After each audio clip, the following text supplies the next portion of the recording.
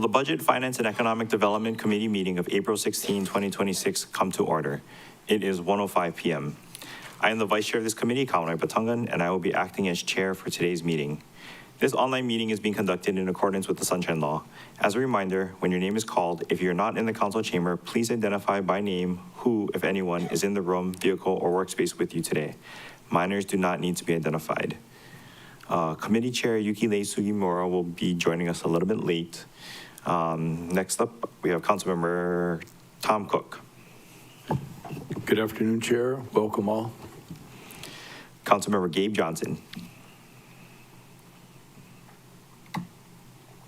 Aloha, Chair, Council members, community members. There's no testifiers at the Lanai District Office, and I'm here and ready to work. Mahalo. Thank you. Council Chair Alice Lee. Good afternoon, Chair. I'm here in my office in the building with my little kitty named Jill Lee, and she's playing with her friend Matilda. Ready to work. Thank you. Councilmember Tamara Paulton. Aloha Winala, streaming live and direct from the council chambers. Councilmember Kiani Rollins Fernandez. Aloha, Chair. There are currently no testifiers at the Molokai District Office, and mahalo again to Member Johnson and to the community on Lanai for hosting us last night. Councilmember Shane Sinensi. Hello and good afternoon, Chair. Here at my home office, I'm here by myself, and there's no testifiers in Hanach. And Councilmember Nohelani U'uhajins. Good afternoon, Chair. Good afternoon, everyone. I'm at my private residence.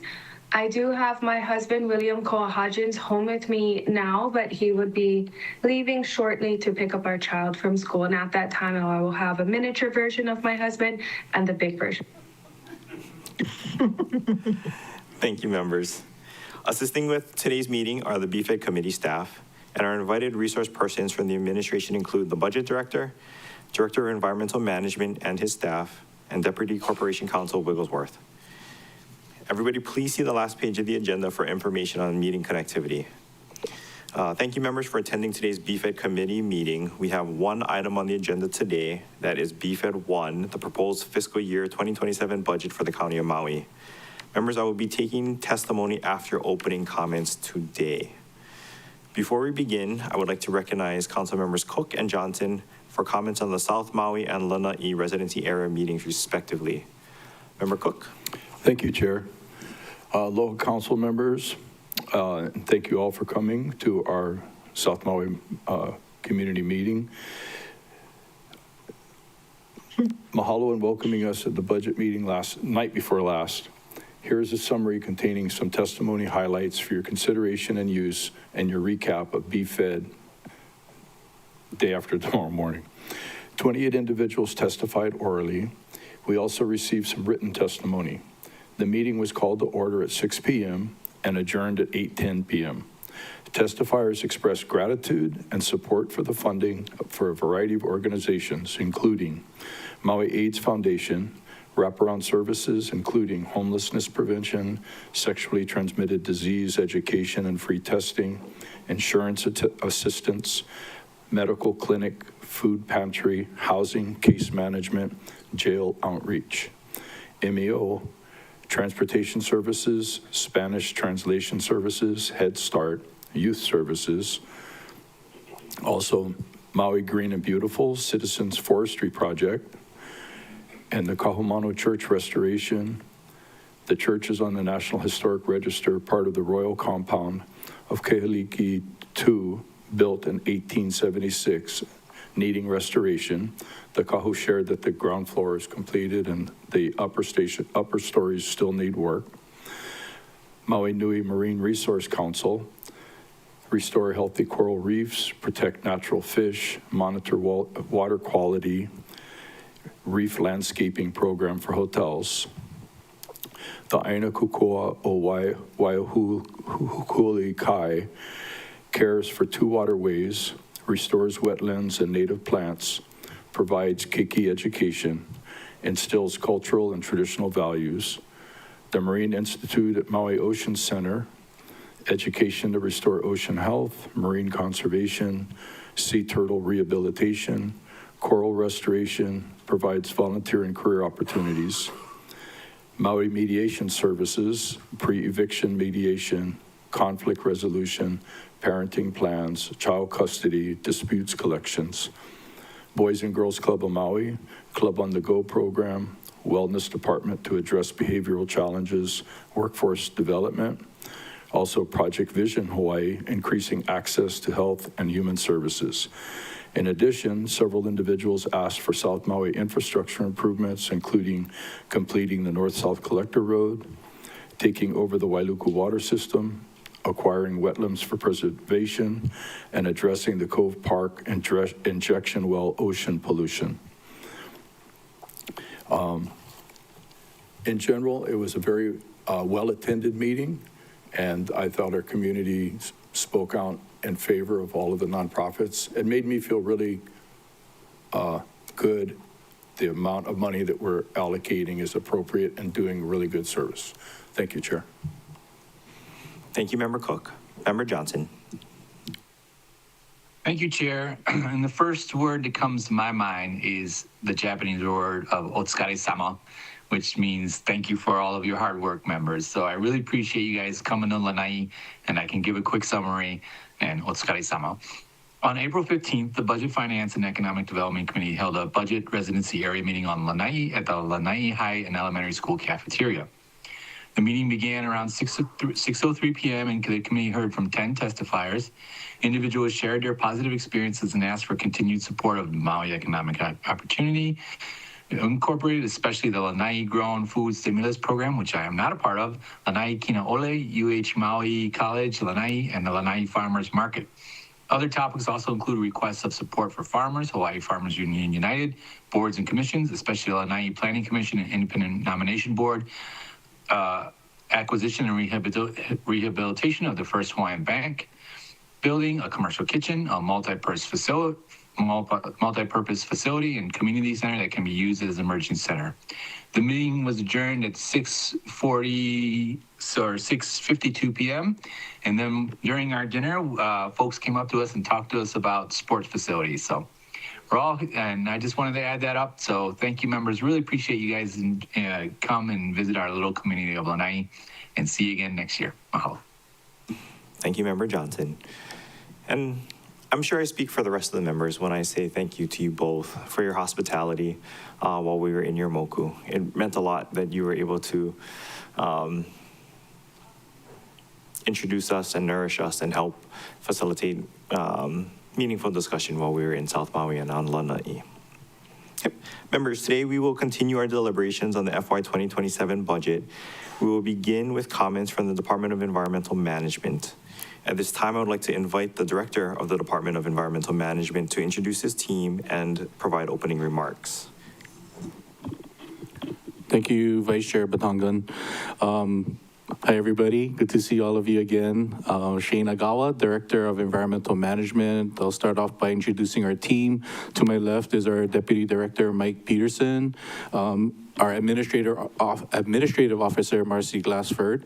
And then we have Eric Nakagawa from our Wastewater Division, Cecile Powell from our EPNS Division, Mike Kehano from our Solid Waste Division, and everybody knows Troy Kahalekai from our Solid Waste, and he's our Operations Superintendent.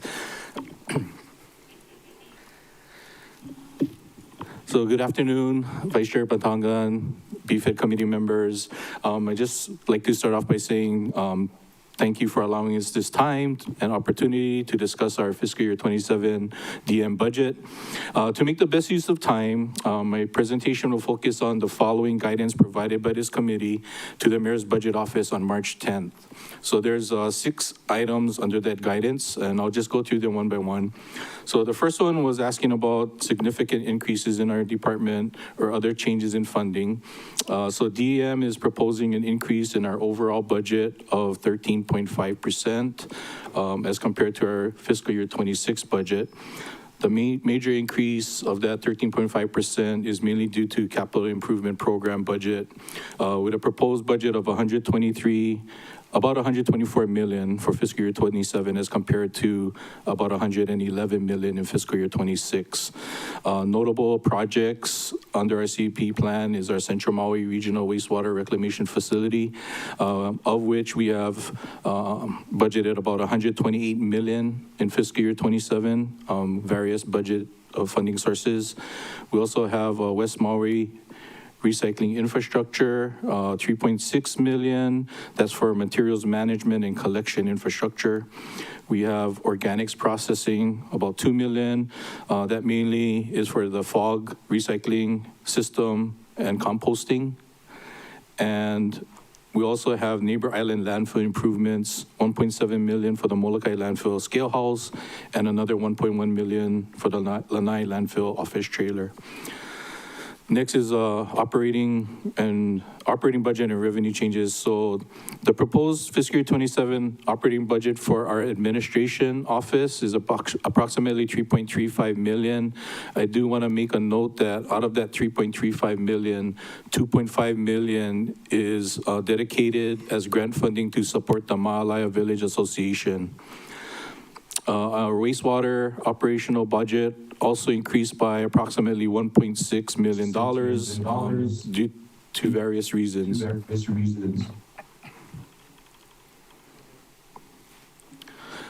And on solid waste request for equipment replacement and expansion is approximately $2.8 million more than our request for fiscal year 26. The second item under the guidance was new or discontinued positions or programs or services. DEM is proposing 2 new expansion positions under the 27 budget, along with funding for an expansion position that was approved in the fiscal year 26 budget but was unfunded. These EPs are to support the expanding programs and responsibilities of our EPNS division. So the first position is a recycling specialist 2, and that is to support our abandoned vehicles and metal section. This position will manage and facilitate special projects. As you know, there's been an uptick in special cleanup projects for disaster mitigation and also environmental protection. So this position will help in that effort. The second position is a recycling specialist 2, also to support our EPNS division. This will be under our environmental program section, and this position will manage and facilitate the organics related programs. And the third position that I mentioned was the one that was created under fiscal year 26, but was unfunded, which is a recycling specialist 3 position, also for our EPNS division. And this is to assist with the CARP updates. New and expanded programs, we have our, as I mentioned before, our Central Maui Wastewater Reclamation Facility in Waikapu. We also have West Maui Recycling Waste Diversion Infrastructure, which I also mentioned, 3.6 million. And we also have a refuse collection cloud-based routing and accounting software. We're asking 150,000 for the hardware and another 180,000 for the software and continuing funding year after year of 180,000 for a total of 330,000 this year. The third item under the guidance, changes in grant funding. So we have 4 major grant funding requests and increases. They are all under our EPNS division. So the first one is for environmental protection grants. The previous allocation in 26 was 300,000. We're asking for an increase in 500,000 this year for a total of 800,000. The second one is our green grants. We had 160,000 in fiscal year 26. We're also asking for an increase of 440,000 in fiscal year 27 for a total of 600,000. We also have our Maui County Wetlands grants, was previously 800,000. We're asking for an increase of 150,000 for a total of 950,000. And the last one is our Go Green West Maui Recycling, which is a proviso grant. The other 3 were competitive. Previously, it was 800,000, and we're asking for an increase, 80,000, and we're asking for an increase of 160,000 for a total of 240,000 in fiscal year 27. So the grand total of grant increases we're asking for is 1.25 million on top of what was allocated in fiscal year 27. 26. Thank you. The fourth one is activity and adjustments in special revolving funds. So DEM continues to shift its fiscal strategy towards self-sustaining models and major infrastructure expansion. So the first fund is our sewer fund. The department is increasingly relying on the sewer fund to fund major capital improvement projects. In fiscal year 27, we anticipate approximately 10.1 million of these projects to be funded by this sewer fund. This is supported by a multi-year rate strategy, including a 9% increase that I will talk about at the end. That started in fiscal year 26, and that's to ensure wastewater system infrastructure remains operational and efficient. In solid waste, we have our solid waste fund proposed for fiscal year 27. Our CIP projects include $7.2 million that is intended to be funded from the solid waste fund. And for EPNS, in fiscal year 27, the proposed earmarks is approximately $2 million from the EPNS fund. And this is to fund capital improvements, specifically focusing on organics processing. Next, we have revolving funds. So we have a highway beautification and disposal of abandoned vehicle derelict revolving fund that's managed by our EPNS division. The fund specifically finances the removal and disposal of abandoned vehicles and then also for litter control. We have a wastewater facility expansion reserve fund that was established to set aside revenues for system repairs and facility replacements as our demand grows. And the last revolving fund, excuse me, is our state revolving fund, Clean Water State Revolving Fund. This is to secure low interest loans for major wastewater infrastructure and water pollution control projects. Under the fifth item under the guidance, capital improvement projects, we were asked to give an emphasis on fiscal year 25 projects and readiness to proceed with 26 projects. So under fiscal year 25, we had a total budget of about 47 million. We had 14 CIP projects under wastewater. The status is all of those projects are in various stages of design and construction. We had 7 solid waste division CIP projects. One of those projects is 100% completed.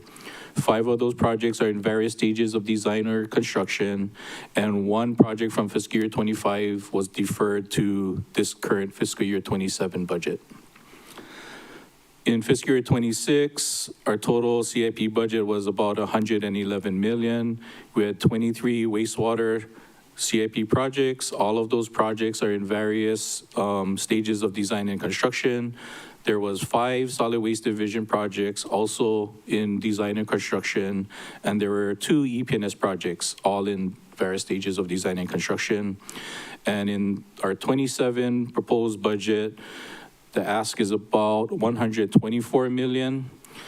Wastewater, we're proposing 12 CIP projects for a total of 112 million. Solid Waste Division, 13 CIP projects for a total of just over 11 million. And to make note, 3 of those projects have been moved from EPNS under our Solid Waste Division. And we have no CIP projects in fiscal year 27 for our EPNS division. And the last item under the guidance deals with rates and fees. So as I mentioned earlier, in our wastewater budget, we propose an overall average rate increase of 9%. This reflects approximately $2.2 million in additional revenue.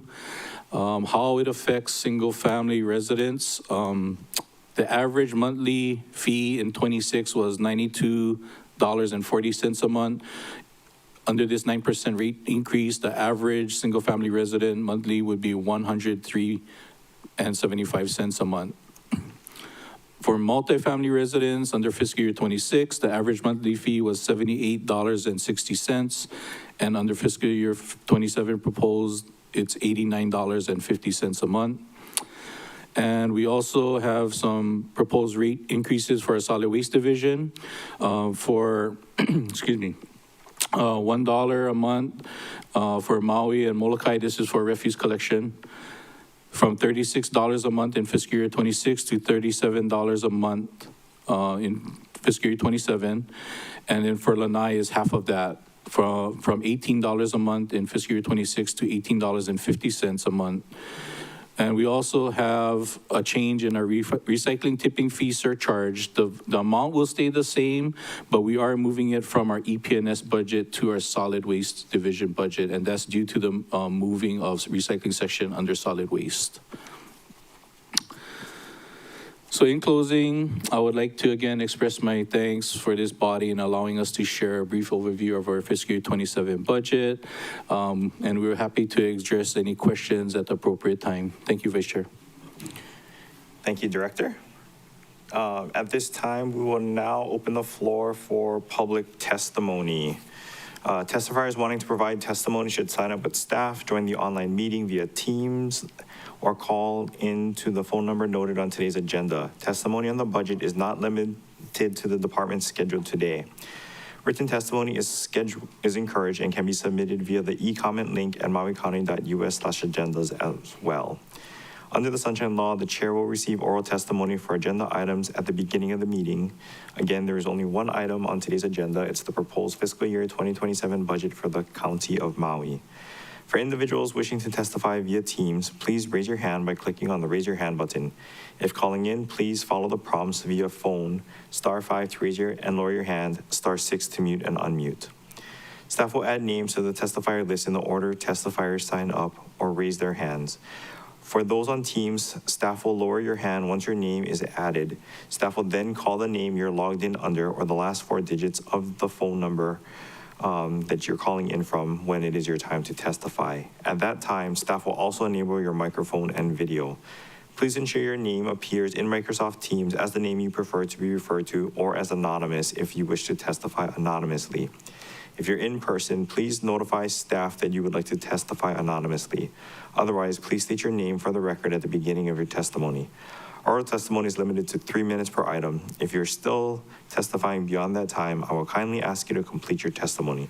Once you're done testifying, or if you do not wish to testify, you can also review the meeting on Akaku Channel 53, Facebook Live, or mauicounty.us/agendas. We will do our best to take each person up in an orderly fashion. We'll now call on testifiers wishing to testify. Staff, please call the first testifier. Thank you, Vice Chair. The first testifier is Hallie Hunt, to be followed by Allie McKeon.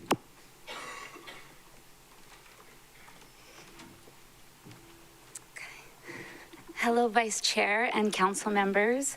Thank you for your commitment to our community and for hearing testimony today. My name is Hallie Hunt, and I'm the Artistic Director for Adaptations Dance Theater, which is Maui's only contemporary dance company. I'm here today to testify on behalf of Bill 55 and continued county funding for Adaptations Dance Theater.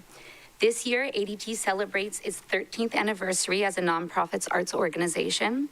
For over a decade, ADT has been committed to making Maui a place where professional dance can not only exist, but truly thrive. Through residencies and performances, we've built a homegrown ecosystem that supports dancers from pre-professional to professional right here on Maui. I want to share my deep gratitude for the county's investment.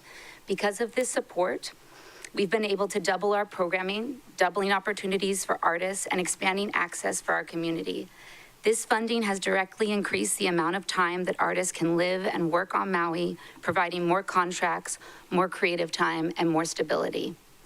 At a time when across the United States, long-standing dance companies are closing their doors and shutting down due to lack of funding, we are incredibly proud that that Maui County is investing in keeping Maui's only contemporary dance company alive and growing.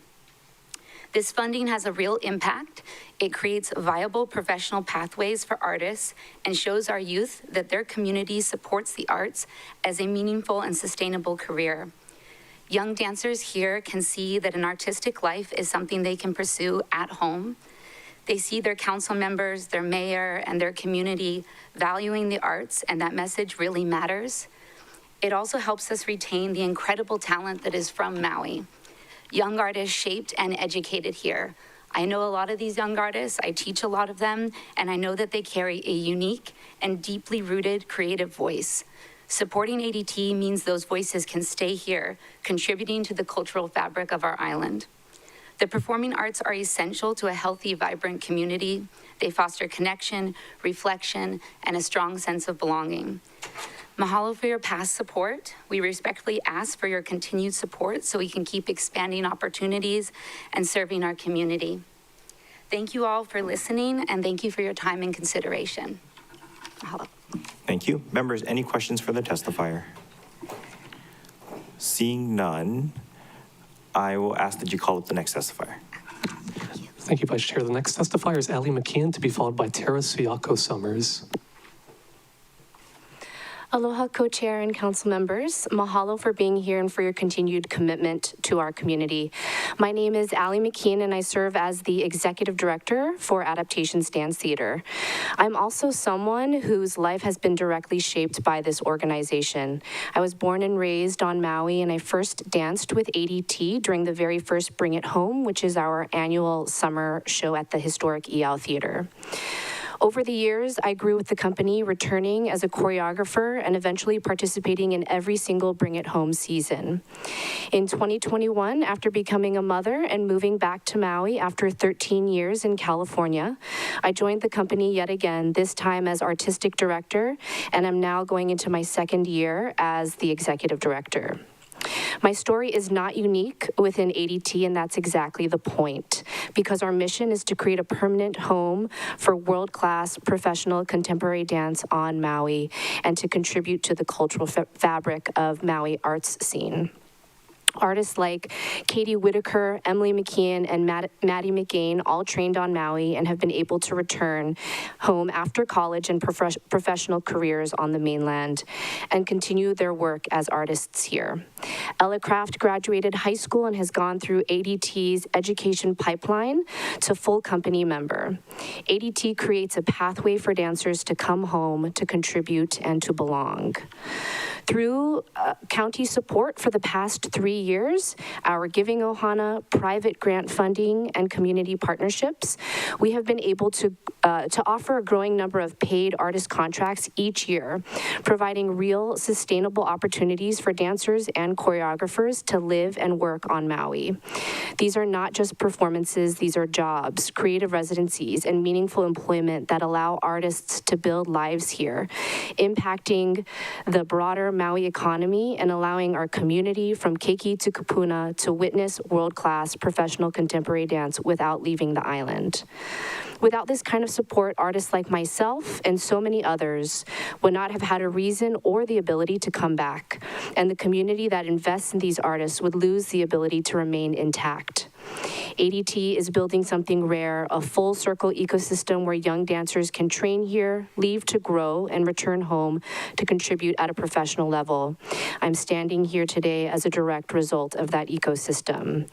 And now in my role, my goal is to make sure that more stories like mine are not only possible, but sustainable for generations to come. Mahalo for investing in a future where the arts continue to thrive on Maui. Thank you. Members, any questions for the testifier? I guess I'll first recognize Member Sugimura. Thank you. Welcome to this meeting. Yeah. And then go ahead and ask your question. So first of all, apologies for being late. I did around the world in 45 or 2 hours. I went all the way to Kula and did work and came back. So sorry I'm late. So question for you then is, you're in the budget for how much? For $90,000. And under? That is a good question. I can look that up and send that to you. No. I just thought you would have it handy. So 90,000. And this is how many years have you been in the budget? We've been in the budget for 3 years, and so we're asking for our 4th year. Thank you. Thank you. Thank you. Did I see Member U'u Hodgins raise her hand? Thank you, Chair. I was just going to tell Chair Sugimura that this has been a priority of mine, so that's where they get their funding. Thank you. Thank you. Okay, I get it. Thank you. Okay. Thank you, Member U'u Hodgins, Member Sugimura. Any other questions? Okay. Seeing none, staff can ask that you please call the next testifier. Chair, the next testifier is Tara Suyako Summers, to be followed by the Oni Foundation on Teams. Aloha, everyone. My name is Tara Suyako Summers, and I'm the Maui Community Coordinator for Mental Health America of Hawaii. So Mental Health America of Hawaii is a 501c3 nonprofit and state affiliate of a nationally recognized organization serving Hawaii for nearly 80 years. Guided by our mission to promote mental health and wellness through education, advocacy, and service, we work towards a vision of mental wellness for all. Since 1942, Mental Health America of Hawaii has played a key leadership role in expanding mental health awareness, preparedness, and access to resources across the state. Our efforts focus on reducing stigma associated with mental health conditions through education and empowerment for those living with mental health challenges and support for their loved ones. We have now been serving Maui County residents for over 50 years, and through our programs, we have positively impacted at least 9,280 residents each year through the following initiatives. So we provide suicide prevention trainings, including Safe Talk, Suicide Prevention 101, Mental Health First Aid, and Youth Suicide and Bullying Prevention programs. We also offer a daily telephone assistance, so we connect callers to help they may need for mental health problems. We also support the Maui County Police Department and their crisis intervention trainings, and we also advocate for better mental health care at the state legislature. In fiscal year 2025, our Maui office achieved the following outcomes. 898 youth were trained in self-care, bullying, and suicide prevention. So it was fun to go back to my alumni schools, EL Intermediate and Baldwin High School. That was fun. 280 Maui County DOE staff were trained in Suicide Prevention 101. Over 200 community members were reached through our free education programs, Mental Health First Aid, Safe Talk, Assist, and Help calls. Nearly 2,000 Maui County residents were reached through community outreach events, and 62 Maui police officers were provided with personal testimonies of lived experience during their crisis intervention training. In conclusion, Mental Health America of Hawaii, Maui's office continues to prioritize accessible support, advocacy, and resources for those affected by mental health challenges. Mahalo to the Maui County Council Budget Committee for the opportunity to submit this testimony. Thank you very much. Members, Member Paulton. Thank you, Chair. Thank you for your testimony. I was wondering if you're offering your services countywide. I think in past years and in this year, we heard from Hana and Molokai that they need more assistance. What kind of assistance do you give to those communities? Yeah, so we went to Molokai this past year to provide DOE staff with suicide prevention training. So I know there was over 100 teachers who got trained in that. And then for Hana, we have done outreach events. It is a little bit difficult to do the suicide prevention trainings at that school, but that is a goal of mine to get out there as much as possible. But we can make that our priority.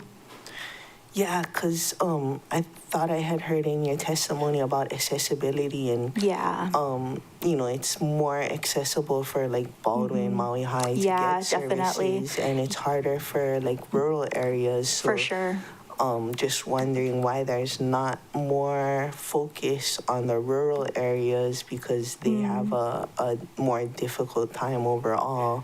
Yeah. It's great to do low-hanging fruit, but people that are originally having a hard time with accessibility are having a harder time. Yeah, definitely. I can definitely bring that to our team and make that a focus for the future. I love waking up at 4 a.m. Okay, thank you. Thank you.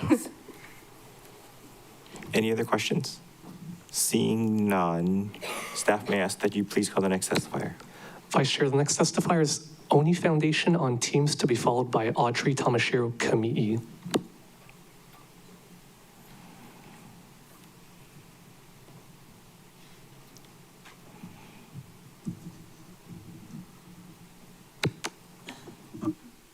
Oni Foundation is unmuted on our end. They would just have to unmute themselves and then begin their testimony. Aloha. Hi, my name is David Whitney from Oni Foundation. I'm the executive director. I want to say aloha to Chairman Suyamura and Vice Chair Batangan and the committee members. Thank you for giving us this opportunity. I want to let you know that there will be 3 of us that are presenting our testimony here online, and I'll be the first, followed by Kalai, one of our cultural ambassador trainees, and then our Vice President, Ku'ulei Pridgen. So I want to also note that we'll be submitting a packet of our testimony along with a brief video I hope you'll watch. I'll give you guys a link to that. So I'm going to highlight a few key points today, and then I'll be available for any questions you have. We are a multicultural dance and arts center, Wonderful World of Aloha in Queen Kahumana's shopping center. You may remember us introducing ourselves last year.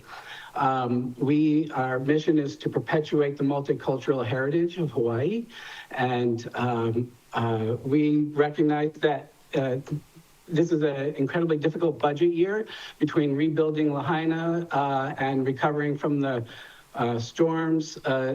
We understand that the county is bearing a heavy financial and emotional burden. But in a time of crisis, it is understandable that the arts might be viewed as secondary priority. However, cultural awareness and the preservation of Maui's heritage are at the very foundation of a community's wellness, identity, and resilience. The Oni Foundation's objective is to safeguard the unique legacy of Native Hawaiians alongside Filipino, Japanese, Korean, Mexican, Portuguese, just to name a few of the diverse cultures that make up our island's true melting pot. To sustain Maui's cultural recovery and economic resilience and regenerative tourism, we are respectfully requesting a total of $161,000, $89,000 from the Office of Economic Development. That's a 30% increase in what we're currently receiving from OED. And we're also hoping and asking that the County Council provide another $72,800 for us to bring on a educational curriculum coordinator to help us improve our community engagement. As Chief Financial Officer of Amakua Productions, I understand the importance of financial stewardship. And in the service of that responsibility, Oni Foundation has recruited Madeline Pasqua to join our financial committee and as an auditor and consultant.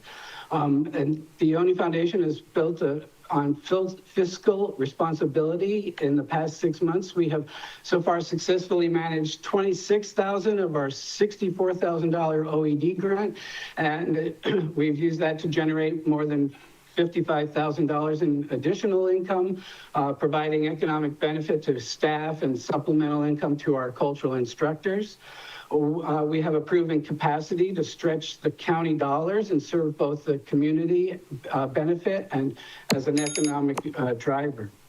And one last line, we intend the Wonderful World of Aloha Center to become a premier hub for cultural resources.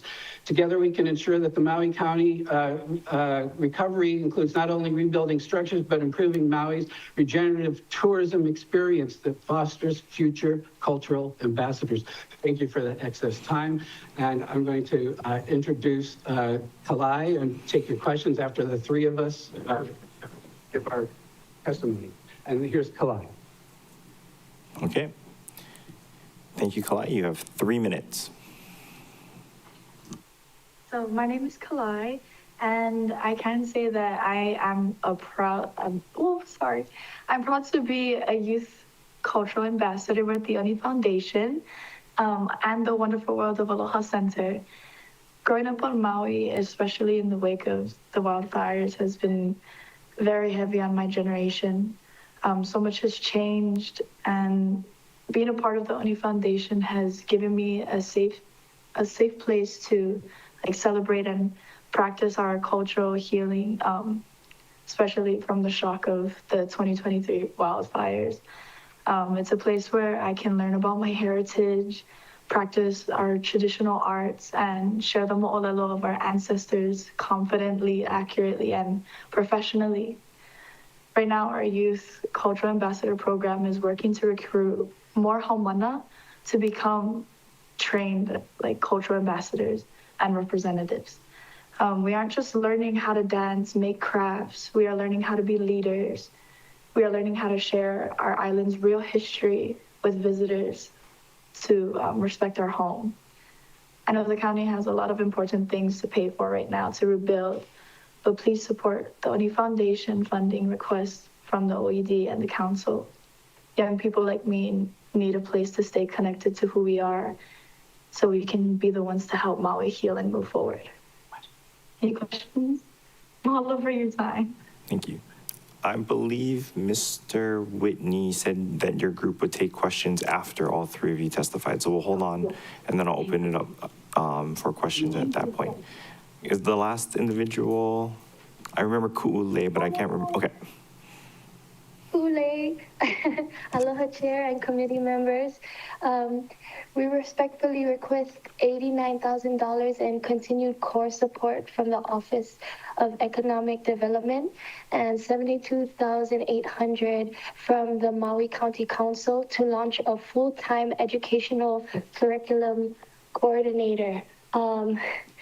As Vice President and head docent of the Oni Foundation, I bring more than 35 years of experience in Polynesian dance, culture, and education. My family, going back generations, has been born and raised in the dance and music of Hawaii, and we have committed our lives to giving those arts back to the community. I was born in Kailua Kona, Hawaii, but raised Maui. Our family is from every part, from Lahaina to Hana, so we definitely love sharing the culture. I'm very passionate about retaining the culture integrity and our collective memory. This passion for the arts is more than just entertainment for us. It is the backbone of our local economy. The Oni Foundation plays a direct role in the economic and emotional health of our community through workforce development. Our Youth Cultural Ambassador Program currently trains young people in performing arts and crafts, positioning them directly for careers as dancers, cultural advisors in Maui's #1 industry. In fact, that's where Kalai just went back to teach more cultural crafts and activities in our cultural center. For example, our youth who complete our training are equipped to step into well-paying roles within the hospitality sector, ensuring that visitors are guided by authentic local voices rather than outside interpreters. The program provides economic opportunities for local artisans, cultural practitioners, and performers, directly benefiting the community by supporting careers in the creative and cultural sectors. Our program at the Queen Ka'ahumanu Shopping Center bring much needed foot traffic to this central Maui gathering place, benefiting other merchants here, also bringing youth together, creating a safe place and a place where you can find resources of cultural information, a great central place linking these communities together. Your continued support ensures that Maui's recovery is led by its people, its stories, and its youth. Mahalo so much for all your time. That's all for me. Thank you very much. Members, do you have any questions for any of the three testifiers with the Oni Foundation? Member Paulton. Thank you. What would the funding that you're requesting be used for?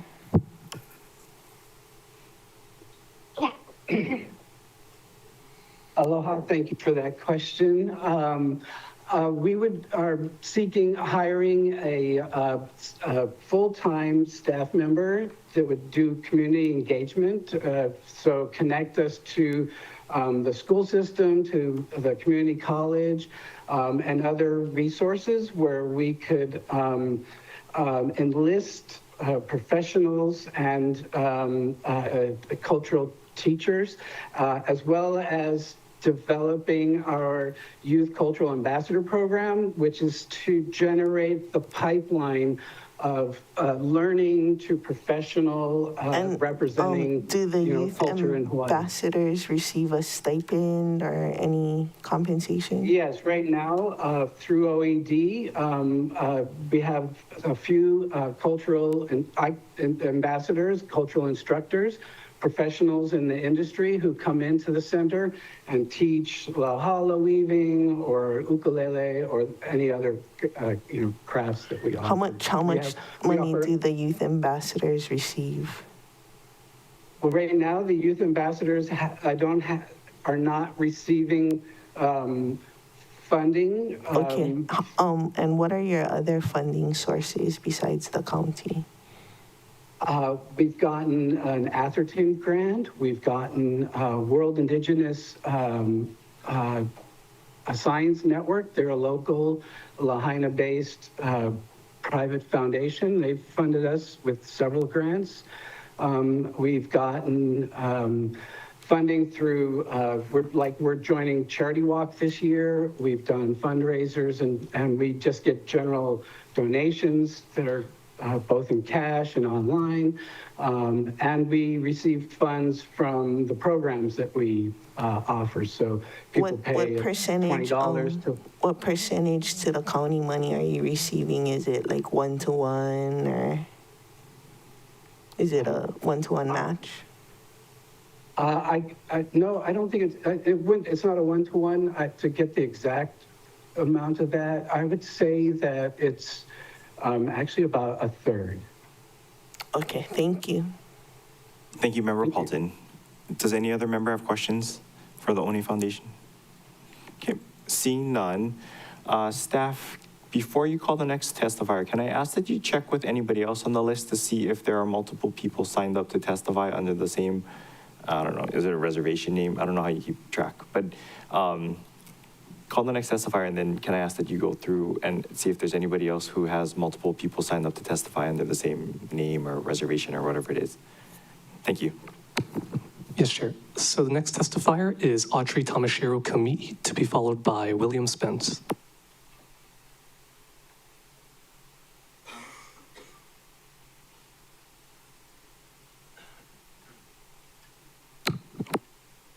Can you hear me? Yes, we can. Okay, so sorry, I was clicking the wrong button. Thank you very much, Chair, Vice Chair, and committee members. My name is Audrey Tamashiro Kami'i. I am a resident of Makawao, and I am the program assistant for Uhibai Haleakala. We are a nonprofit organization established in 2018 with a mission to protect and restore the watersheds of the leeward slopes of Haleakala. Our work advances critical priorities for our state, which would be strengthening freshwater resources, preserving Native Hawaiian cultural practices, supporting rural economies, and fostering community stewardship of our natural resources and our landscape here, excuse me.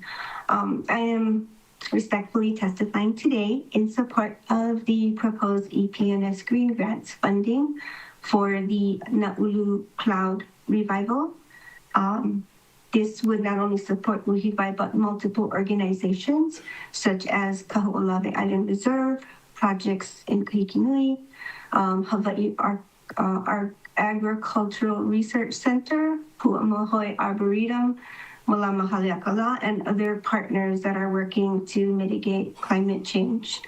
And these projects will be working to increase outplantings on both Maui and Kaho'olawe, collect native seeds, especially those that are keystone species like koa and koaia on this side of the island, and engage the community by sharing with them the cultural value of the Na'ulu and getting them actively involved in stewardship. We all know that climate change is already impacting our environment, our natural resources, our economic stability, and our community well-being. So it is important to have place-based solutions like watershed restoration to build long-term resilience and prevent further degradation. The leeward slopes of Haleakala are historically associated with the Na'ulu, which is often described as a cloud bridge, and it once carried moisture across the channel to Kaho'olawe and beyond. However, due to extensive deforestation on that side of the island, it has disrupted the natural system. And as a result, the Na'ulu has become less consistent and rainfall in the region has significantly declined. So by restoring our native forests, it's not only an environmental priority, but it is a cultural, economic, and climate resilience strategy. And by supporting the EPS green grants for the Na'ulu Cloud Revival, you will be investing in proven community-based efforts to mitigate climate impacts, restore our watershed function, and revitalize the natural systems that sustain our islands. So thank you very much for giving me the time to testify today. Mahalo very much for your time and your consideration. Thank you very much. Member Johnson. Thank you, Chair, and thank you, Ms. Tamashiro Kami'i, for your testimony. I just have a clarifying question for you in regards to your statements about the degradation of our forests. Do you think that funding the Na'ulu Cloud Bridge would reduce our climate change emergencies, like the flooding? It's going to be something that we need to start now. It's a long-term, we have to look at the long-term effects. I think it'll just be compounded as we plant more. And the only way to actually, retain our watershed function is to restore our forests, and the forests will bring back hopefully the moisture, the rain, and those clouds can continue to carry the rains to Kaho'olawe and beyond. And if we plant on both ends, if we work together to collaboratively, which is what we are hoping to be able to achieve through this, collaboratively work together. I'm nervous, yeah. We will be able to find more and efficient ways to help foster reforestation on both sides. It's all interconnected. Thank you so much for your response. Thank you, Chair. No further questions. Thank you, Member Johnson. Any other questions? Member Committee Chair Sugimura. Thank you, Vice Chair. So in the budget, how much are you in the budget for? Well, we are looking for Uhivai. We are looking for up to $600,000. And what this would do is it would allow us to increase our capacity to bring, we're creating 5 new positions. 3 of them are 100% field. And then we would have a GIS person to help us with all the data so we can make sure that we can be accountable for, whatever we do and be able to bring that data to show, what's working and what's not. We also need like a 50% operations manager to be solely dedicated to this particular project. We would look at also bringing on 2 interns, the year-long interns. And what this core group would be doing would be really looking at seed collection so that we have seed to propagate and ensure that we can outplant the species that are native to that area to make sure that we have the best survival rates for those species. And part of the whole, the propagation, it would go from propagation and then invasive species control all the way to outplanting in the end. Because in the end, that's what we need. We need to get the plants back underground. Thank you. So who is your executive director? Our executive director is Andrea Buckman, and she will be testifying in just a bit. So you're in Department of Water Supply, or what department are you in for your 600,000? We're not in the Department of Water Supply. This, we are looking, I'm sorry if I misspoke. We are looking at the EPNS, the Environmental Protection and Sustainability. Also, you're not in the budget right now. You're asking to Chair, if I may. I'm sorry, point of information, Councilmember Member Seymour, this Johnson. is one of my thank you, Oh, Chair. it is, This is okay. one of my priorities. I wanted to let you know before you go down this line of Oh, okay, questioning. because I can't find you. Thank you. Thank you. Thank you, Member Johnson. Thank you, Committee Chair Sugimura. Heads up, your mic is still on. Thank you. Chair Lee. Now, I have a question for you after clarifying questions are done with this testifier. Thank you. I'll circle back. Members, are there any other questions for the testifier? Okay, seeing none, I'll recognize Chair Lee, and then I recognize that we have Mr. Spence in the wing waiting for his opportunity to testify. So go ahead, Chair. Thank you. I think it might be easier if the testifiers knew. It would be simpler if they just mentioned how much they're asking for and whether or not they're in the mayor's proposed budget. And if they can, if they want to, mention, if they're not in the mayor's proposed budget, what amount they're asking for. If they could say that up front, because sometimes they go through a long explanation and we still don't know what they're asking for. Okay, thank you. Thank you, Chair. I apologize. Thank you. No, No I apology apologize. necessary. I could have said that up front and did not. So thank you very much to you and to Chair. And then Member Rollins Fernandez, did you want to add? Mahalo, Chair. Yeah, and if any of the organizations are working with a specific council member, I know they don't, folks don't necessarily understand or know what our process is to say priority proposal or something, but to just say that, you've been working with a specific council member on this, and then we'll know. Yeah. Yeah, mahalo. Thank you, Member Rollins Fernandez. Anybody else? Okay, seeing none, thank you very much, Ms. Tamashiro Kami'i. Thank you. Staff, can you call up the next testifier, please? Yes, Vice Chair. The next testifier is William Spence, to be followed by Andrea Buckman. Good afternoon, Chair, members. I previously thought about Chair Lee's comments about who, the mayor's budget and amounts and everything, so I got that for you. So I'm here today to support the mayor's proposed grants to the Hui Noeau Visual Arts Center, and there's two grants. The first one is Art with Aloha, that goes through the Office of Economic Development. It's for $50,000. And what this does is it helps support cultural practitioners teaching their skills to people who want to learn.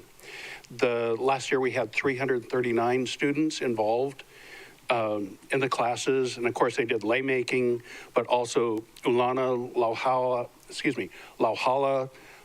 weaving, pupu o ni'ihau, where they made earrings, and lehulu poi poi, which is feather lei making.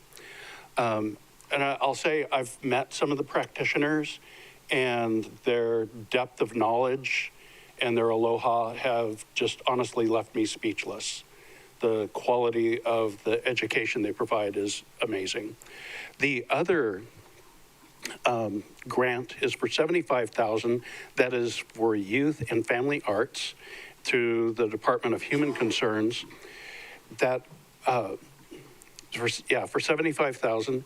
Last year we served more than 10,000 young adults and keiki, reaching out to public schools through other nonprofits. We have partnerships throughout the islands. We're reaching out to Molokai and Lanai. One of the favorite things that we do with the keiki and the young adults is we every time we have an exhibit at the Hui, we share space. We provide space for the kids to showcase their work. And it's one of my favorite things because they're so honest and they're so excited by being able to exhibit their, the skill set and everything is just amazing to me. But it does something for them as well. Their self-esteem gets lifted up. Last year we had, we do work with the Kehaliaka Ola, where we have an instructor go out 3 times a week. And one of those kids there entered actually a number of them entered the Malama Wa'au Akua show. And one of the kids was selected as the juror's choice for the elementary level. And if you can only imagine what that would do for a kid's self-esteem, I think it's all worth it. And then I'll just wrap this up. If you ever get a chance to go to the Hui and meet some of the staff, they're the ones that drive this. They're the ones that have the vision for reaching out to the community, for reaching out and, you know, for the practitioners to come in and teach. An amazing crew up there, from the executive director to the teaching staff that goes out to the islands and into the rural areas. So thank you very much. Thank you, Mr. Spence. Members, any questions for the testifier? Seeing none, staff, can you please call up the next testifier? Thank you. Chair, the next testifier is Andrea Buckman, to be followed by Travis Liggett.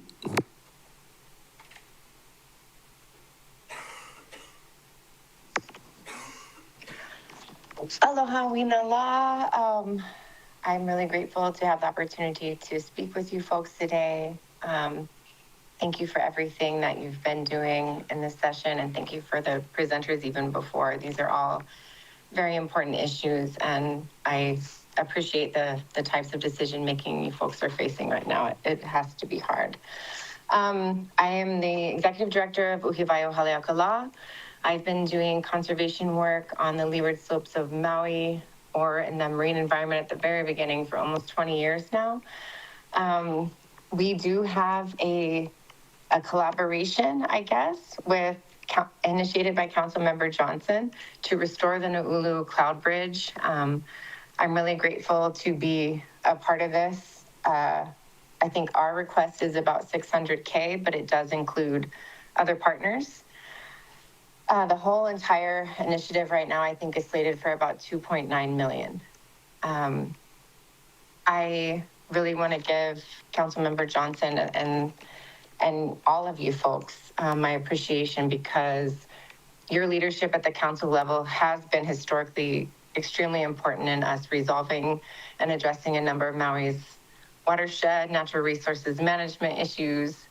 And this initiative has given me personally a really exciting opportunity to look at things not only from a higher elevation watershed perspective, or a landowner-based perspective. It's really enabled us to look at things from Malkatuma Kai, to engage with partners all the way from UH Hilo and looking at the science behind it, to my friends and colleagues at Koho'olave, to our visitor industry partners at the Fairmont Kealani. This initiative really brings a lot of pieces together that we need. And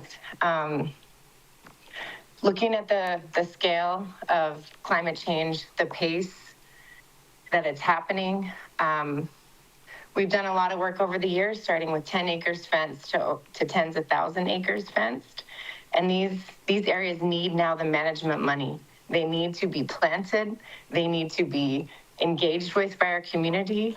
We also have the opportunity with this specific initiative to look at things in a riparian corridor perspective. We can address the middle elevations, which have been largely, unavailable to traditional funding mechanisms. So we can do things like build seed sources across the slope in a contour mechanism. This will establish seeds for future restoration, enable community engagement. It'll slow the rate in which all that rainfall that we've been getting, transfers down the mountain. It'll reduce the amount of erosion that we get. It'll enable our aquifers to hopefully have even a fair chance. So with all the disasters that we've seen, I think it's over $2 billion in the last 3 years of disaster and loss of life. We really have to look at things in this proactive, innovative, collaborative approach. And I really think this initiative is something that I hope our council and our community can be behind. Mahalo for your time. Thank you very much. Members, any questions for the testifier? Member Paulton. Thank you, Ms. Buckman, for your work. I just was reading through the responses, and it said that Uhiwai o Haleakala applied for $88,000 for fencing and watershed from the environmental protection grants in fiscal year 26. Is that correct? I believe that if that's the grant we didn't receive.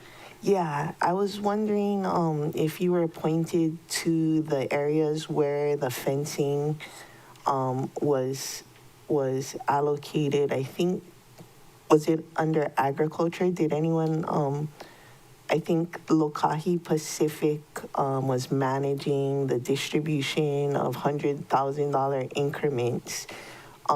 So when you submitted your grant, did anyone point you in that direction, as that's where the fencing watershed pots of money were?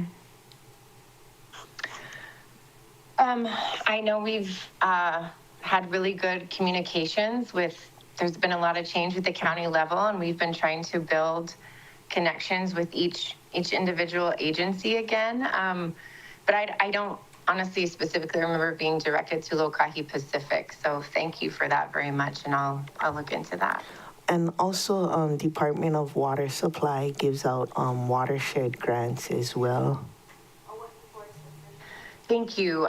The issue that we've had in working on Leeward Haleakala is that a lot of the revenue generated that funds the Department of Water Supply grants is by taxpayers that receive the water from the county infrastructure. So a lot of our work is more directed towards the future. We don't really supply a tremendous amount of the water at this point. Not, so it's been difficult Oahe. in the past. You're not the Oahe recipient, right? No, that's where I started and worked for many years, but no, we're working in a and this cloud complementary capacity. The cloud 600,000 is separate from the fence project, so you could, in theory, reapply in fiscal year 27 to under the Department of Agriculture fencing. What is the acreage that you're looking to fence, or you were looking to fence? Well, I think we've shifted from that project in the scope of what we've been working with Councilmember Johnson and his team on. We didn't request fencing in this. It's more capacity building and accelerating seed source availability, hiring so we can get more staff and training on the ground so that we can build the capacity that we need to plant these areas. Whether it's for the Na'ulu initiative or not, Maui needs, and we have fenced very large areas. So seed source availability is one of the hugest limiting factors, as is water. So this proposal helps us build our capacity in terms of staff, water, seed collection, and making sure we have that availability so we can continue to build on this initiative for years to come. This is a lifelong pursuit, that Maui needs. So. And you don't have. But we did have partners at Malama Haleakala, I believe, that applied for some funding for fencing, and maybe that's what some of our colleagues are working on. But so you're not reapplying for a fencing grant, and you don't think that you'll need them with the access to your population or the feral animals? You're good. I mean, what we've been discussing right now is FY27, so we have only, with 1 year of work. Fencing requires, lots of approvals, and right now, what we've proposed is working within areas where we've already got fences, and that require management now that the fences are built to to make sure that we stop that erosion, that we stop that rain, that we capture it when it does come, and that we get the cloud moisture when it's available. So don't get me wrong, fencing is always important, and I could name 10 projects right now that need it and deserve it. So I don't mean to say that it's not important, but in terms of our request for this particular item, we didn't put a lot into fencing except for repairs, because as we've seen, the scale of storms and the recurrence of storms has just been tremendous. And so we're constantly going back to fix fences and repair them and have to inspect them over and over. And that's stuff that you can't get in grants, and nonprofits don't have savings accounts. So we did request funding for fence material in terms of being able to have the capacity when we need it to repair the fences that we already have. And then we're hoping that this is going to be a long-term initiative that we can continue to look at repairing corridor fencing and adding more to meet our partners' needs. At some point, will you submit a map of the proposed work area? Sure, yes. Thank you. Thank you. Thank you, Member Paulton. Does anybody else have any questions for the testifier? Member Johnson. Okay, thank you, Chair. I just want to let you members know and everybody in the public that, as this being one of my priorities, I worked closely with Ms. Buckman, but we also worked with the Department of EPNS on this. They were with us side by side as we discussed this with Ms. Buckman, and the maps are a good point, and we'll be submitting them when during the priority time. So we'll be ready, and I really appreciate you, Ms. Buckman, for all the work that you do. You said it, slowing down the erosion and all of that. At the end of the day, do you think that all of this work is going to address a lot of the emergencies that we're having, the flooding and the fires? That's really, I know we're all here for conservation. We're all here for, keeping those watersheds the way they should be. But at the end of the day, how does that affect our floods and the fires? I think it's a long road ahead, but if we should have started a long time ago, and we need to use the infrastructure that has been publicly funded and invested in terms of fencing. We need to protect our responders, our helicopter pilots, all of our community. And planting is really a nature-based solution. It's a culturally sound-based solution. It has so many economic and community benefits to just get plants on the ground. I mean, you can coexist native plants and seed infrastructure and erosion mitigation efforts with grazing, with education, with cultural continuum of practices. So the nature knows how to do it best. They know how to do it better than I do. And repairing something is a lot harder than protecting it in the first place. But unfortunately, in the areas we work, we're past that. So I want to make sure that we really do protect these last remnant native sources, and then that we really accelerate and are strategic with how we do restoration. And I really think that this initiative has given, like I said, me an opportunity to, cross-collaborate in different ways where we can really look at it like that. And it doesn't matter if you're talking fire, flooding, erosion, food, culture, all of these things. What we offer, I believe, is a solutions-based approach. And it will definitely help. It will definitely help, and it's going to take time. Well, thank you so much for your testimony. Thank you, Chair. No further questions. Thank you. Members, any further questions for the testifier? Seeing none, staff, before you call up the next testifier, can I just let the members know my connectivity has been spotty again? When it goes opaque, when Teams just goes opaque, I know the connection's bad, so I look to the right. But when it's not that bad and it just freezes, I don't always know if you're trying to get my attention. So especially for those of you who are joining virtually, you may have to audibly try to seek recognition so that I can recognize you, okay? With that, staff, can you please call the next testifier? Thank you, Vice Chair. The next testifier is Travis Liggett, to be followed by Scott Worden. Good afternoon, council members. I hope everyone is doing very well today. I don't know if you're allowed to share a screen, but I submitted pretty significant testimony today is a proposed amendment. And let me just really quickly go over what I'm proposing. So the idea would be to get the design work for the Kahului wastewater reclamation facility disinfection so that that effluent can be sanitary as soon as possible. So right now that's slated for fiscal year 2028, the design work, and I'm proposing that it's a really good idea to put funding in that for fiscal year 2027 because that's actually not a commitment to do the work. But if the funding's not in the budget, that locks in that no one can do the work. And that does not acknowledge the uncertainty with not knowing who will be actually making these decisions as of January. So the idea would be to hedge our bets. It's a good idea to put the funding in there. And I have a couple places in the budget where we could maybe do this at no net cost. The first would be to basically withdraw the contested case for the Lahaina MPDES hearing. And by the way, this 2020 Supreme Court decision decided basically if it goes in the ocean, even indirectly, that basically the idea is that the effluent must meet the ocean water quality standard. And what falls out of that analysis is a reduction from about 105 pounds a day of total nitrogen, dissolved solids, down to 8 or 13. So I've been thinking about this for a very long time and have worked with top researchers to develop a ready-to-execute plan. It's not a compliance schedule. It's a phased schedule that allows basically not to fight the very hard-won, very high water quality standard, but to actually catapult Maui into like global leadership for a new system that's based on just about the oldest system, which is stream limu.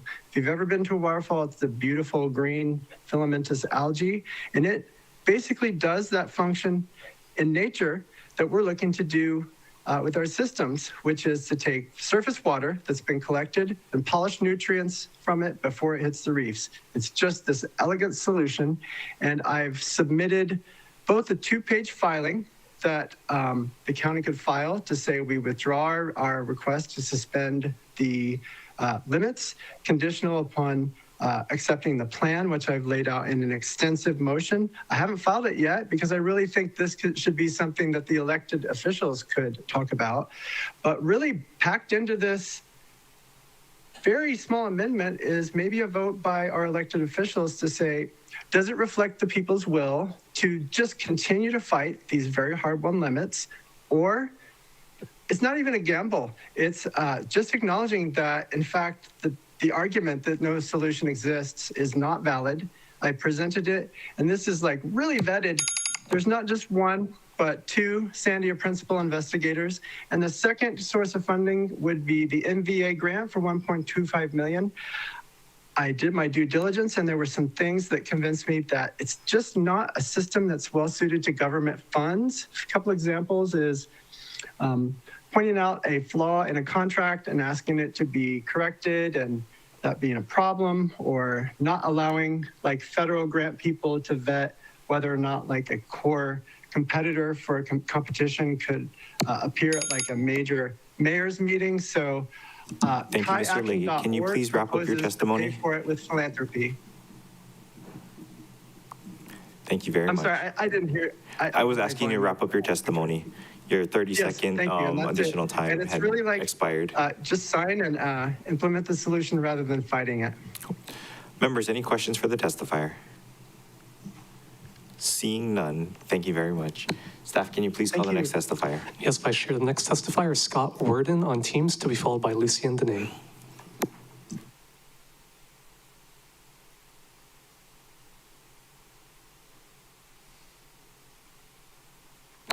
Scott, you're unmuted on our end. You would just have to go to the top right corner. Oh, you're unmuted now. Okay. My name is Scott Worden, and I am testifying as a resident of Haiku and a board member of the Haiku Community Association. The proposed budget includes money for a chest well in Haiku. This well is partly to fulfill an obligation in the 2003 consent decree between the County of Maui and the Sierra Club and the Haiku Coalition. But according to a feasibility study performed by Brown and Caldwell in 2023, this feasibility study was contracted by the Department of Water Supply. Haiku is going to be a major focus on providing potable water for other parts of the island. It is extremely important that this well be done correctly so that the aquifer is not overcommitted. To that end, the freshwater lens is a critical part of the aquifer, and this requires a deep monitor well to fully understand the capacity of the aquifer. However, we have been told by the Department of Water Supply that it is not going to drill a deep monitor well, and we think this is a huge mistake.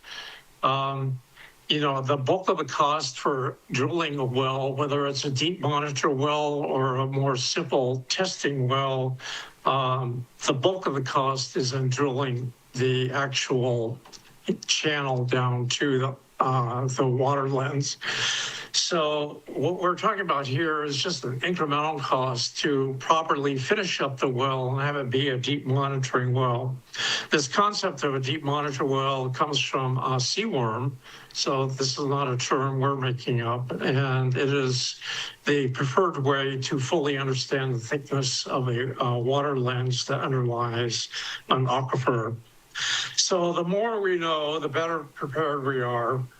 So I am advocating today that the Department of Water Supply budget be adjusted to make sure that the test well, as per the consent decree, is in fact a deep monitoring well.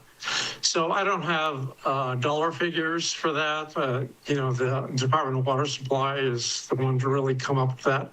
But I think that the budget committee should work with the department to figure out what that is and make sure that increment is added so that the well is fully funded to do the proper job of it.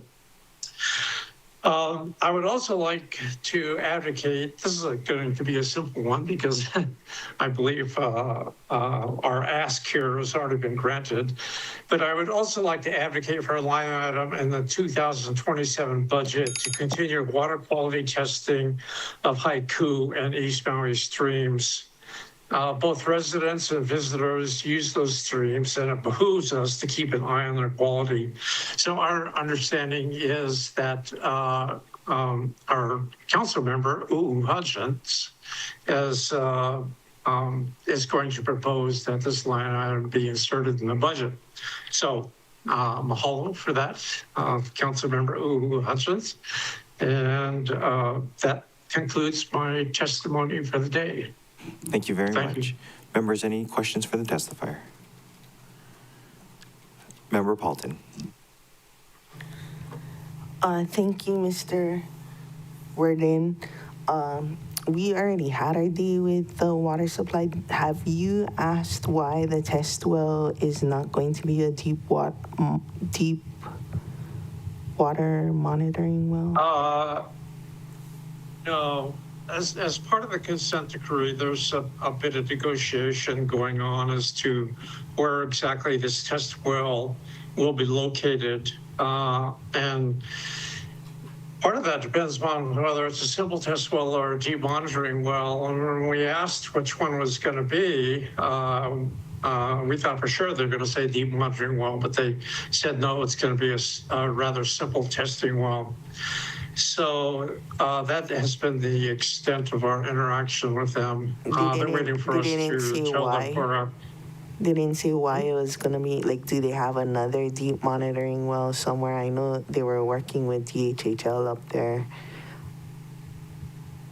They did not say specifically, but I suspect they are going to be drilling other monitoring wells, but they should, this aquifer, the amounts of water that are going to be pulled out are significant, amounts that are proposing. And the more wells we have, deep monitoring wells, the better off we're going to be. So there's no point of having 2 deep monitoring wells and 1 simple well. So the more the don't, better. You don't know that there isn't already a deep monitoring well up there, or they didn't say why the test well wasn't going to be a deep monitoring well? I'm only aware of a single existing testing well in Haiku, and it is not a deep monitoring well. Okay, thank you. I'm not privy to how many the Department of Water Supply are planning. Cool. Thank you, Member Paulton. Any other members have questions for the testifier? Seeing none, staff, can you please call up the next testifier? Yes, Vice Chair. The next testifier is Lucien Dene, to be followed by Gretchen Lozano.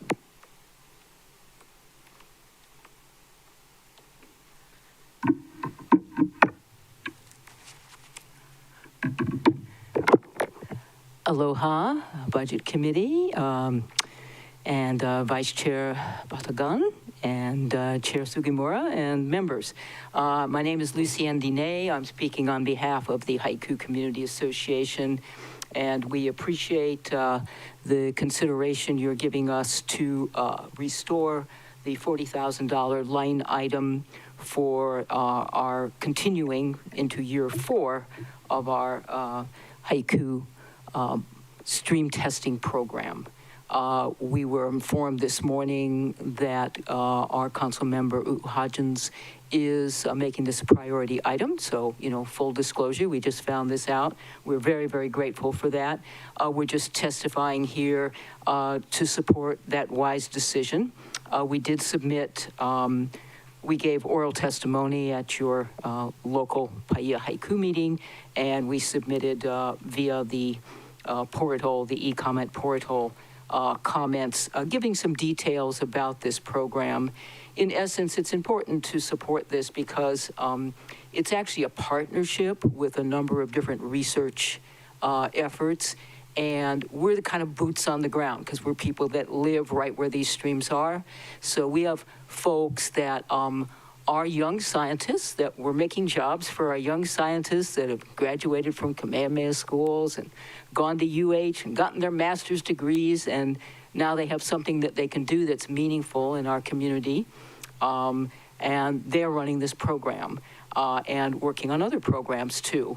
But it's important that this partnership with the Division of Aquatic Resources, with UH Manoa, Water Resource Research Center, with the Maui Nui Marine Resource Council, all of us are pooling data together that will allow us to better manage this watershed that provides water for most of upcountry right now. And it may not always do that. I mean, we're going to get more wells upcountry, but this is going to be a source of water for a long time. So it is good to understand about the quality of the water.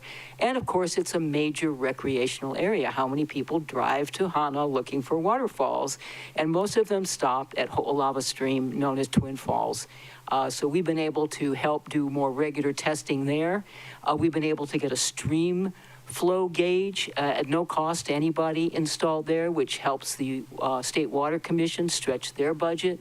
Just through putting partnerships together, we also are able to have baseline data for our own community water authority. When they come to manage this system, we'll have 5 years of baseline, hopefully 5 years of baseline data for them about how the stream quality fluctuates with stream flows. So they'll be able to understand better how to make any adaptations in the system. So all in all, this is a very worthy program, and we're very grateful for your support. Thank you very much. Members, any questions for the testifier? Seeing none, staff, can I ask that you please call up the next testifier? Yes, Vice Chair. The next testifier is Gretchen Lozano, to be followed by the Royal House of Hawaii.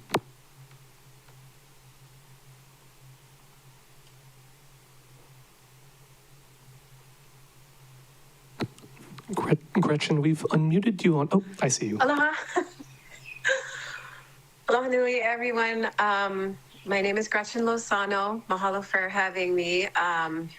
I am here to give support, to show support for the increased budget requests for the Department of Environmental Management. We're included in the budget this year. We're so excited for our school compost program.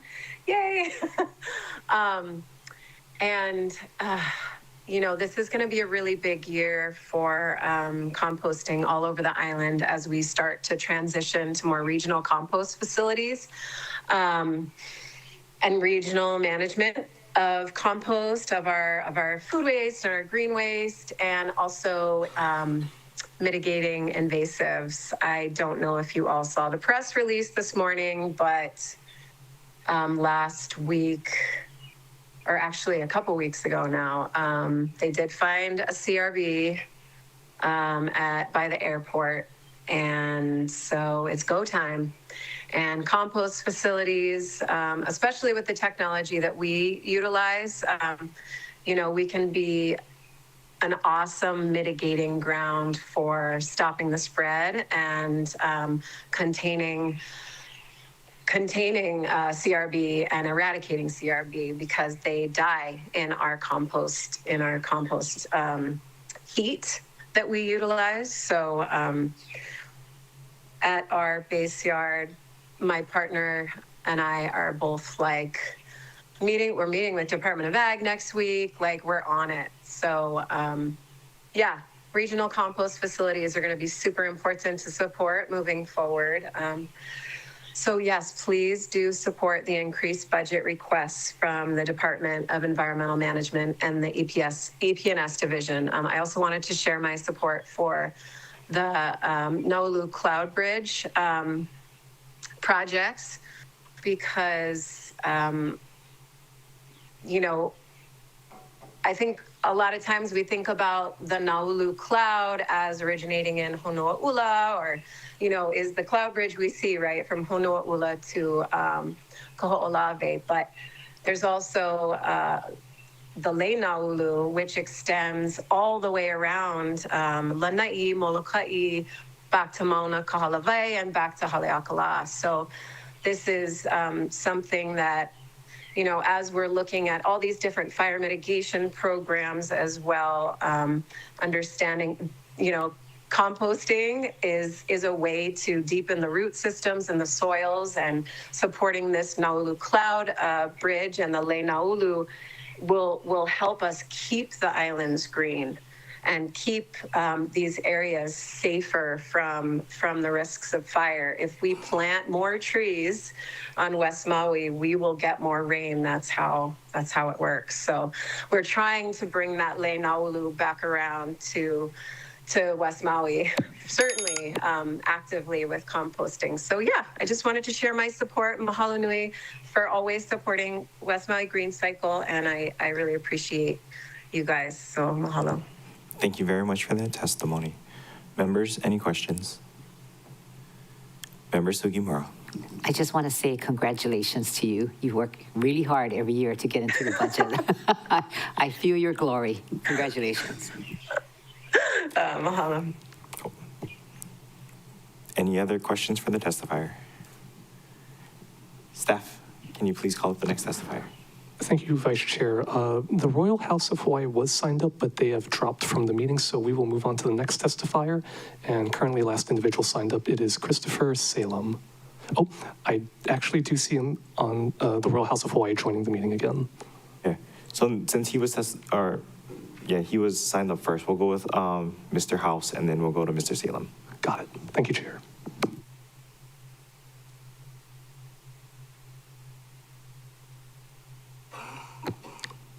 Royal House of Hawaii. Is it my turn? Okay. Yes. Aloha, this is a member of the Royal House of Hawaii and a Lorioland Royal Patent holder. And anybody, so are any of the people or foundations or whatever, have they, how do I put this into words? But, because I noticed many violations that these funds and what these foundations are doing. There are many high violations that they're doing on an international level, because the lands that are being used for any kind of development anywhere in Hawaii, and any other development that they're planning to do is all illegal, because in fact all of Hawaii is all royal patented, allodial titled, and yeah, it's royal patented and allodial titled, and they haven't contacted the descendants of the original title holders, which is a violation of Hawaii Revised Statute 172-11.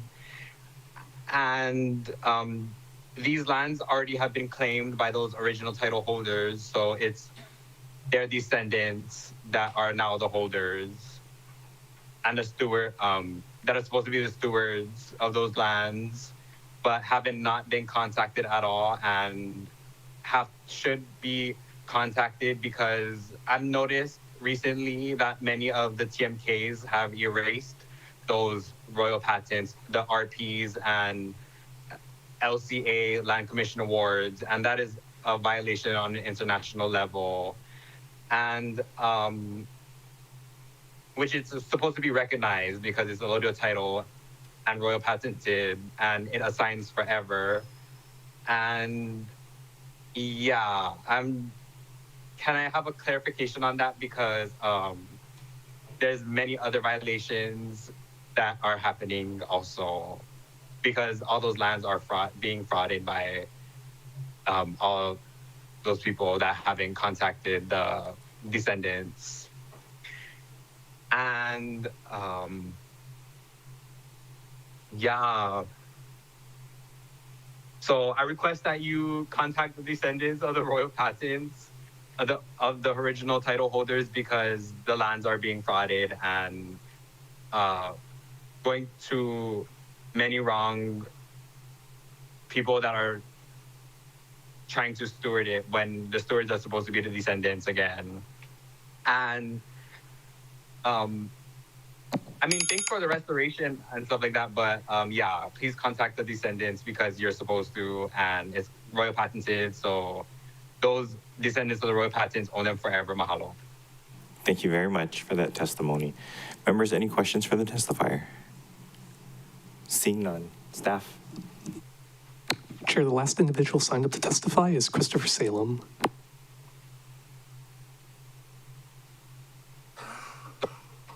Thank you, Chair. I just want to confirm that the microphone is working today. Yes, we can hear you. Okay, thank you so much. Certainly, there's been a lot of testimony today that could head out on a lot of branches of the tree, but I'll try to stay on what was the purpose of the testimony today. I'd like to address what's occurring in these chambers during this budget process. You know, many of these individuals come forward with heartfelt stories about how programs funded by the county, often through nonprofit organizations, have such a positive impact on their lives. Those stories are important, and they reflect community support. I'm speaking quickly today because I have 30 children waiting for me that I coach in the youth programs, and I have done so for almost 3 decades. But there's another side of the ledger, and it was spoke very well by one of the testifiers. Repairing something is far more expensive than preventing it in the first place. Isn't that the point of our side of the ledger?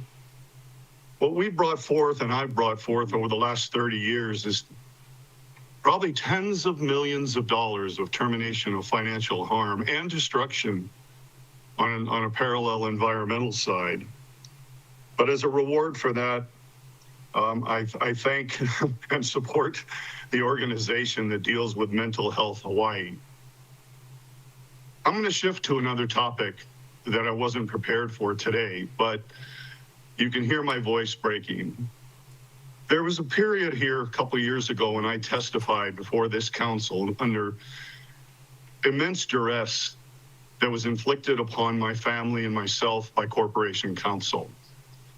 At the end of that testimony, there was a policeman, 2 policemen, and a paramedic at my door. And good afternoon, gentlemen. They said, well, we received a call from someone who's concerned for potential suicide at this residence. So standing in front of the policeman and the paramedics with my 2 children, wife, and an 85-year-old father-in-law that we care for was one of the most humiliating experiences, certainly of my life, but one I can attest I'm sure a lot of people in Lahaina are dealing with. I'll state for the record that was a low point. Well, what was lower is that the policeman told me it's mandatory that I'd have to be taken to Maui Memorial Hospital for a mental evaluation. I'm like, come on, guys. That's not really necessary, is it? And they said, it's mandatory. So he said, you only have 2 choices. You can ride in the ambulance or you can ride in the police car. But if you go in the police car, anyone who gets in a police car has to be handcuffed. So I'm sitting next door to the Blinbins and all the local families I live next to thinking, I'm going to get in a police car handcuffed. So I chose, I'll wrap it up. I chose to go in the ambulance. Well, when I went to that, thank God, there's always a blessing in this. I was diagnosed with an irregular heartbeat, which I attest was caused by my multiple COVIDs working in the mayor's office. But here's the end of the story. I now got hit with a $3,000 ambulance bill that I pay $50 a month for because I had the time, after losing my position with the mayor's office for blowing the whistle on Corp Council, I had no insurance. I'll wrap it up, Chair. So I guess I say I support immensely the mental health side of this, but the point being is that was a low point. That was a low point. Those days are over. Accountability is now in play, which is the other side of this ledger. Thank you. I need to go coach children. Thank you. Any questions for the testifier? Seeing none, staff? Chair, I see one individual approaching the podium. Thank you, Mr. Law. You have 3 minutes. Thank you, Jared. Thank you, Hope Luna Ho'omalu Batanga. Yeah. Thanks for doing the work for Tasha. JC Law from Kulauka, Waiakoa, Ahupua'a. I think we're the only district up there without recycling. You guys know who we are.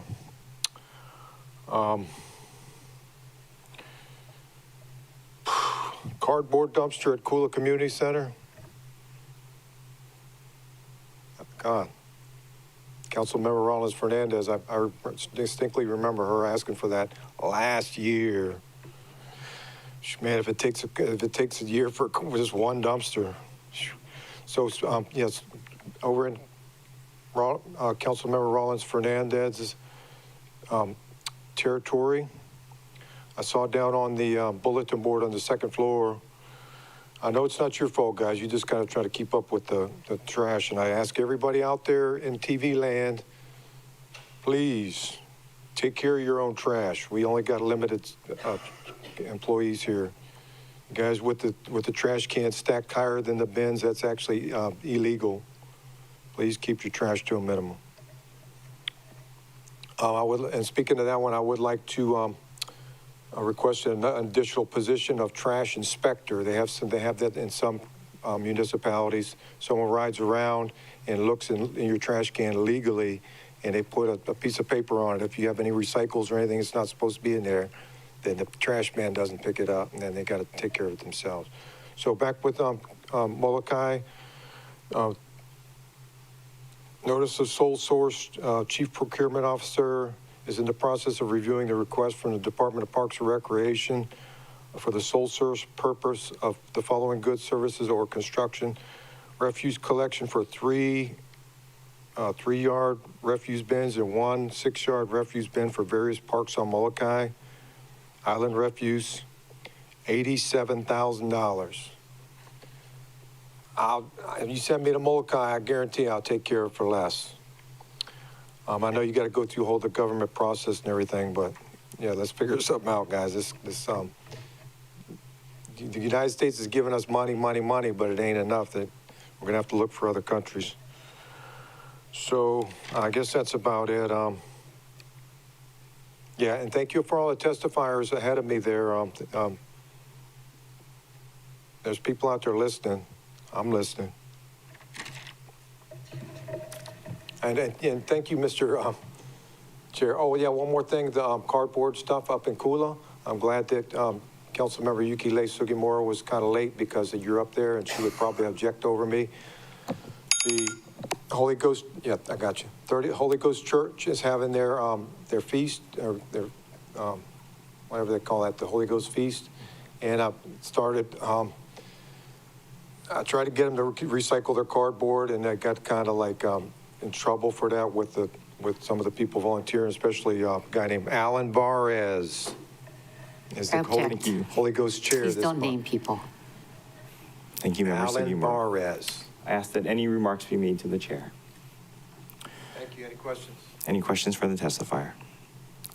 For the record, I had asked to preside over this meeting several weeks ago. I wanted the opportunity to practice presiding over these meetings, and Council Chair or Committee Chair Sugimura, I apologize for not reining that in. That was against our council rules, and I should have reined it in.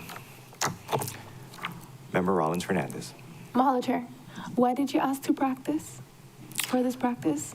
I wanted an opportunity to preside over non-controversial meetings, so I looked at our calendar and said DEM probably doesn't have anything controversial coming up, so I would like to sit in this seat for that meeting. For what purpose? I just wanted to get comfortable presiding over these committee meetings before we take up controversial stuff after budget. Mahalo Chair. Thank you, Member Rollins Fernandez. Is there anybody else wishing to testify at this time? Vice Chair, that's all the individuals signed up to testify. If anyone in the audience or Teams would like to testify, please come up to the mic and begin your testimony, or use the raise your hand function on Teams and staff will unmute you. Here's a brief countdown. 3, 2, 1. Seeing none, Chair, no one has indicated that they wish to testify. Members, is there any objection to closing public testimony and accepting written testimony? No objections. Okay. All right, at this time, we will close public testimony for BFED 1. Members, it is 2:51. We've been going for almost 2 hours at this point. I would like to ask that we entertain 2 rounds of questions, the first being 3 minutes for the first round, 2 minutes for the second round. I would like to ask for a break, though. So if you're okay with that, I'd ask Member Cook to lead off questions of the department, since the Y committee has primary jurisdiction over the Department of Environmental Management. I'll ask for a recess, and then I'd like to start off when we come back, I'd like to move to Member Johnson, since ADEPT has secondary jurisdiction over the Department of Environmental Management. Does that work for you guys? Sorry, I had to look at the screen to make sure that the members who are not in the chamber are also nodding their heads. Okay, Member Cook, you have 3 minutes. Okay, thank you. So, welcome environmental management team. It's good to see you all here. Thank you for your patience through our testimony phase. I don't have much time, so basically quick answers, or you can just basically, we'll answer that in writing, okay? On page 7.5, the R1 Water, Wailea, McKenna Avenue, professional services, 2025, it was $241,164, FY26 0, FY27 0. I was curious, which study was that? Was that for the R1 water going south? 7.5919052B. So much for my quick questions. I had to find it. Thank you, Vice Chair. Thank you, Member Cook. Yes, that is for professional service to look at R1 water going south. Okay. So I think there was $500,000 was allocated for that. Is that the balance of that goes somewhere? And you could tell me, and we don't get nitty gritty right now. I'll put that in writing. My other question was, The disposal of equipment, and I'm totally supportive of replacing equipment. Stuff doesn't last, especially as hard as you use it. How is it replaced? Is it disposed, sold, auctioned off, scrapped? We're talking about the dozer, metal wheel compactors at the dump and excavators, all really big, expensive equipment that needs to be replaced. I'm just curious what the county's policy is for disposal. Thank you. Thank you, Member Cook. I can't say specifically on what the county policy is, but there is a combination of both. Sometimes we repurpose as much as possible. Sometimes it's resold, and then sometimes it's scrapped. It depends on the condition of the equipment that we're disposing of. Thank you. I just thought that was important clarity for the public. We're spending millions of dollars on replacement, so that's a logical thing to do with it. On page 7-33, electricity, $2,355,646 for the wastewater plant. There is solar. A few years ago, there was solar at the Kihei wastewater facility, Lahaina wastewater facility, Kia Aquatics. I assume, just for clarity, I assume that's mostly for offices and stuff. In my plan, is there plans or discussion for the county to become more energy self-reliant since we have such large electric bills? Thank you for that question. So we are the second largest user of electricity in Maui County. And the majority of the electricity goes to the equipment, the process, the aeration, treatment of the wastewater. We already have the solar panels that you mentioned, and we always are looking at different types of equipment and technology to better use electricity and be more efficient. Hey, I think that watch they broken. That was not 3 minutes. Thank you very much. Thank you, Member Cook. Members, is there any objection to taking a recess at this time? Okay, so I would like to call us back in at 3:10. Okay, so this meeting will be in recess until 3:10.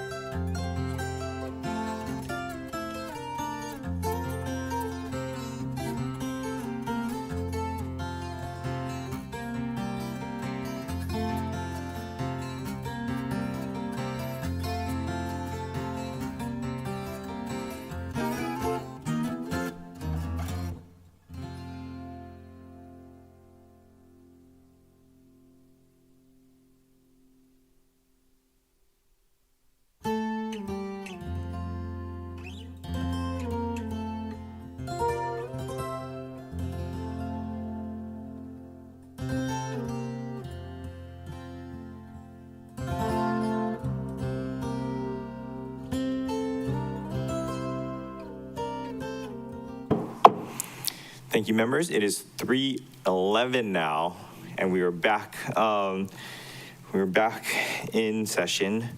I believe I told Member Johnson he could kick us off after the break, but I don't see him on at the moment. Am I just missing him or? Okay, so we'll give Member Johnson a few minutes to get back. And guess that being the case, I'll start with Member Rollins Fernandez, and then I'll work my way down the docket so that he will be next. Okay, mahalo, Chair. Okay, and aloha department, mahalo for being with us today. All right, okay. For the Ma'alaya Village Association, I looked on the responses to see if it's the same funding or if it's different funding, or can you explain why the 1.25 million is there again? Thank you, Member Rollins Fernandez. So the amount is actually 2.5 in the fiscal year 27 budget, and it's a continuation of grant funding to support them getting off of injection wells. So last year was 1.25 and this year is 2.5. Okay, so 1.25 plus the 2.5 for FY27. Thank you, Chair. Thank you, Councilmember Rollins Fernandez. Yes, that's correct. The fiscal year 26 funding was for design and permitting, and the fiscal year 27 funding is going to be for purchase, delivery, and staging of major equipment, including mechanical, water quality monitoring, and other long lead time procurement items that are critical to the successful operation of the plant. And did they get the matching funds, which is the purpose of putting the 1.25 in there? Thank you, Chair. Thank you, Councilmember Rollins Fernandez. Yes, I know they have received some matching funds, but if you want to send that in writing, we can get you exact numbers. Okay, and then how much in total are we expecting to allocate for this project? Thank you, Chair. Thank you, Councilmember Rollins Fernandez. I'll confirm that with the managing director, as I know he's had direct conversations with them. Okay, because I'm going to have to go look back in our meeting minutes from last budget session, because I thought we were only going to stop at 1.25. 1.25 was the initial investment. They had said for this year they were going to need 8 million, if I remember correctly, but not all from the county. So I can get the total project cost, or I guess one of us can get total project cost as well. Okay, I can try. Yeah, but not the total cost. I just want the total expected from the county, because I remember taking this out and then putting it back in because there was an expectation of matching funds, and then I thought we were only going to put in X amount. So I have to look. I don't remember exactly. Okay. And then for the Maui County wetlands, in the details, it says to support restoration of Save the Wetlands Hui, Aina Kuko'a, Owaio Hulikai, Rooted Kekahi Meka Aina, and other organizations doing wetland restoration. But the Maui County wetlands funding is a competitive pot. Oh, shoot. Where did I put it? I lost it. Oh, here it is. Okay. Go ahead and finish your question, Member Mahalo, Rollins Chair. Fernandez. So it's a competitive pot of funding, 950,000, page 246 on program budget. So I guess last year we put 200,000 for Aina Kuko'a under OEV department.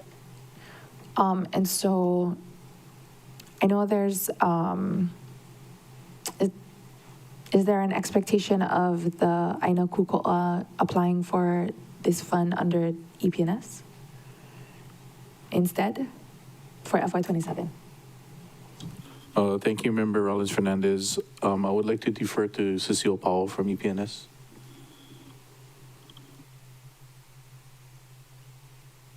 Testing. Thank you, Director Agawa and Councilmember Fernandez. I'm not certain that they're going to apply for the competitive grants since they do have the OEV one. If that's going to continue or not. We talk stories with each other prior to reviewing all of the grants applicants. And, you know, I believe this year we're including OEV guys on the grants review committee. So we make sure that we're not, like, nobody's like double dipping in funding sources, if that makes sense. Oh, it's just that they're named here, that's why. And so they were under the mayor's office, and then we put them under EPNS, and then there was just that transition, the growing pains transition for them, and they didn't get that funding. That's anti-Claire guys, yeah? Yeah. Okay. Yeah, Malama Kakanilua was their fiscal sponsor. Okay, I can. I'm not anticipating, my understanding is they want to move forward with OEV guys at this point, but they're welcome to apply for the wetland restoration competitive fundings as well, either way. It's just that they're named here. So that's usually not how we do competitive pots, naming organizations like that, unless we're going to do a line item specifically to them. My understanding is that it would be a line item if it is named. I don't see where. Page 248 in the program budget under Maui County Wetlands grants. So it's Maui County Wetlands is the competitive pot, and then it says to support the 3 organizations and other organizations doing wetland restoration work. Budget Director. Thank you, Chair. Thank you, Councilmember Rollins Fernandez. Yes, those, if I remember correctly, those organizations are listed as examples, but because the competitive process hasn't occurred yet, it's not definitive that those will be the awarded entities. That's normally not how we do it, though, yeah. Which? Naming organizations as examples under a competitive pot. Well, I know in Department of Human Concerns they do, but they've also already done their competitive process, so it's a little different. Yeah. But because they are not named in the budget ordinance and the competitive process hasn't occurred yet, that's not guaranteeing funding for those entities. And we will update that for next year. So we Mahalo, get less Budget Director. confusion. Thank you. Mahalo. Thank you, Member Rollins Fernandez. Member Johnson, I apologize. I know I said we would kick off this, you know, after a break with you, but we got started before you were back, and so I went to Member Rollins Fernandez first. But the floor is yours. You have your 3 minutes. Of course, that's fine. I apologize for my extended break. It goes as fast as our 3 minutes, but okay, let's get started with my 3 minutes. First off, to Department, I really appreciate all you guys do. You're willing to work with the council, and I really like, I think your services are invaluable. So my 3 questions are pretty basic. It's the main question, and if you need to do it in writing, you can. But basically, I want to know how many people applied for the grants, all the grants that are in there, and then how many did, you know, how much did you guys deny?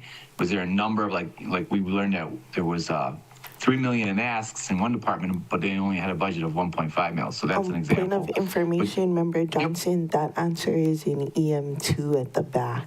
They have the amounts requested and what was awarded at the back of the EM2 answer.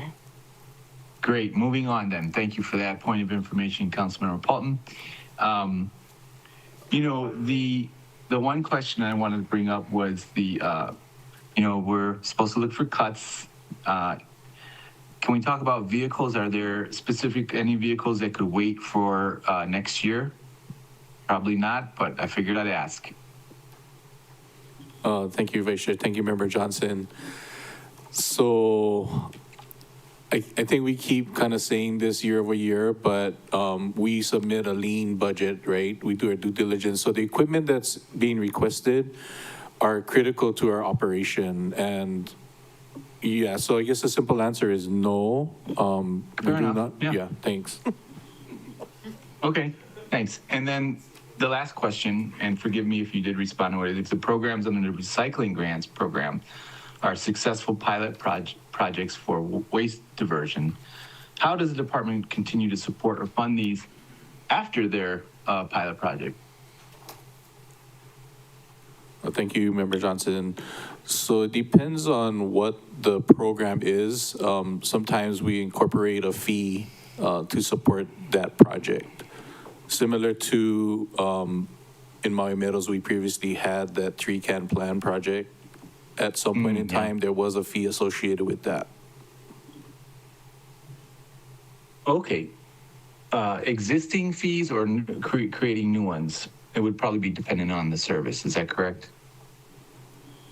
Yes, so once we initiate the pilot project, then we would have a consultant as part of our rate study under solid waste, and they would do a recommendation on the fees for that. Okay, great. Thanks for explaining the process, and thank you, Chair. No further questions. Thank you, Member Johnson. Members, I apologize for not doing this earlier, but in Granicus, we have two letters. The initial letter in response, EM1, is item number 34. The second letter, EM2, is both the department questions and responses. That's under Granicus as item number 100. So we did get the responses back from environmental management. Okay, next up in the order that I had been going in is Member Paulton. Before my time starts, I just wanted to give a disclaimer. I might interrupt you and cut you off if I got the answer, and I don't mean to be rude, but 3 minutes goes by pretty quick.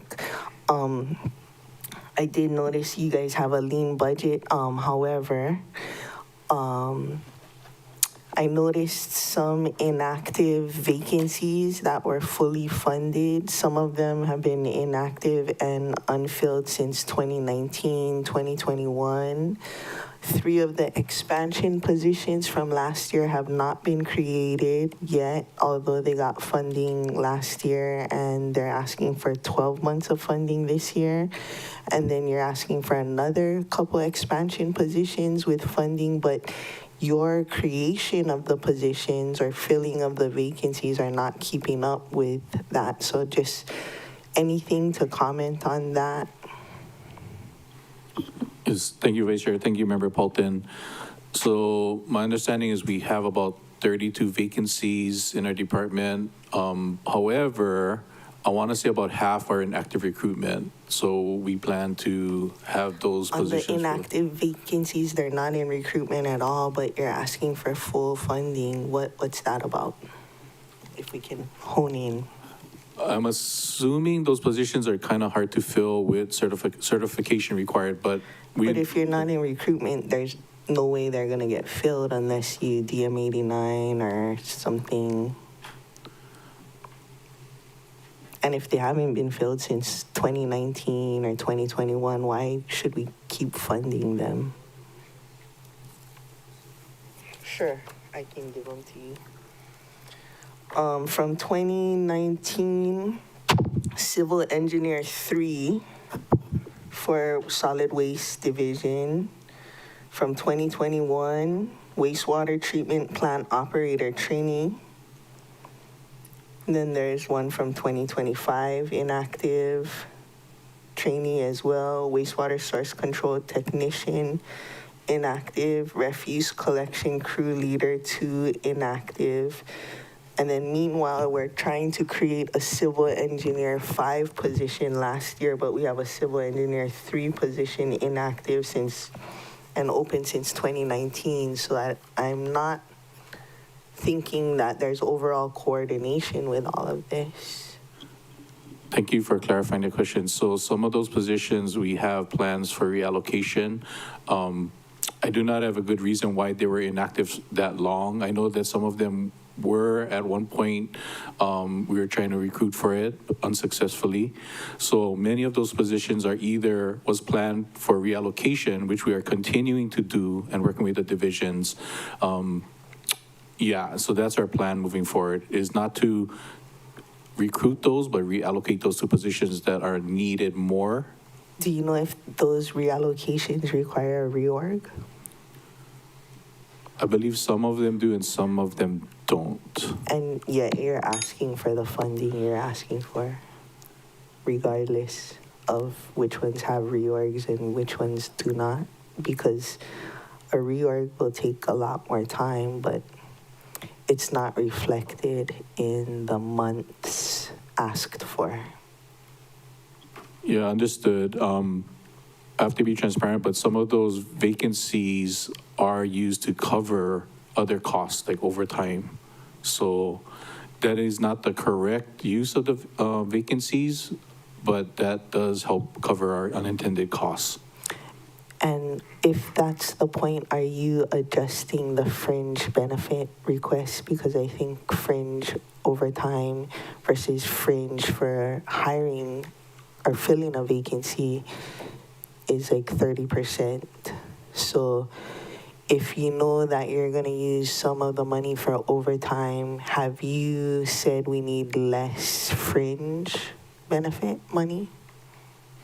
Thank you for the question. I understand it. I'm not able to answer that right now, but we can follow up in writing on that. Thank you. Thank you, Member Paulton. Member Sugimura. Thank you. So nice to see all of you, and thanks for your patience.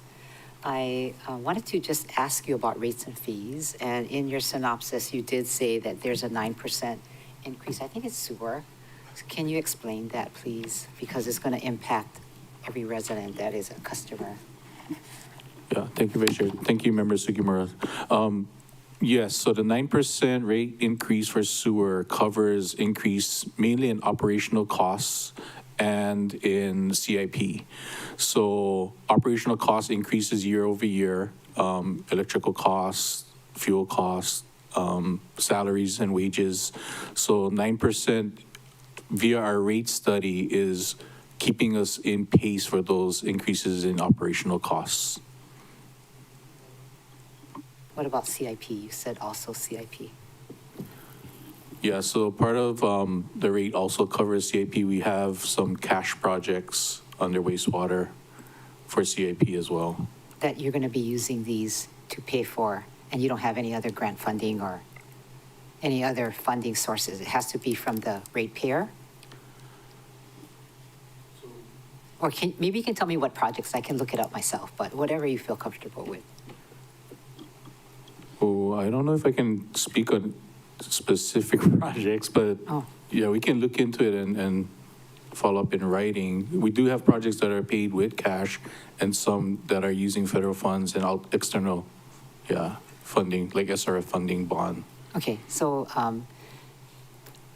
Member Batangan, maybe if staff could send that question to them in writing so that we could understand what CIP projects they're talking about for the rate increases. Oh.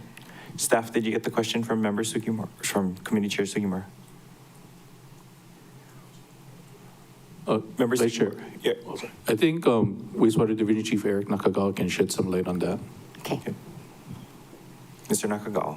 Yeah, Chair. Yeah, thank you. Member Nice to see you. Sugimura. Hi, nice to see you. For the cash projects that we have, pretty much we have 1, 2, 3, 4, 5, 6, 7, 8, 9 out of the 12 projects are cash projects. And the rate increases, sorry. And it's roughly about $10 million, right, in cash projects. But I think so I think I explain every year, right, that, and what Mr. Gallo said is that our rate increases pretty much are from CIP, right? And we balance that out with debt service and cash, right?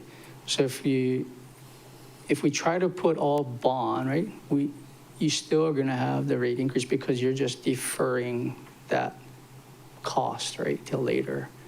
And then, so we balance that out to where, hey, we can do roughly this amount of cash project and this amount of bond SRF projects, right? So I think like that kind of helps us in a bigger global scale, right? Hey, we stay on track. Because if not, what's going to happen is you're going to get, let's say you save a couple % this year, but you're going to jack it way up next year.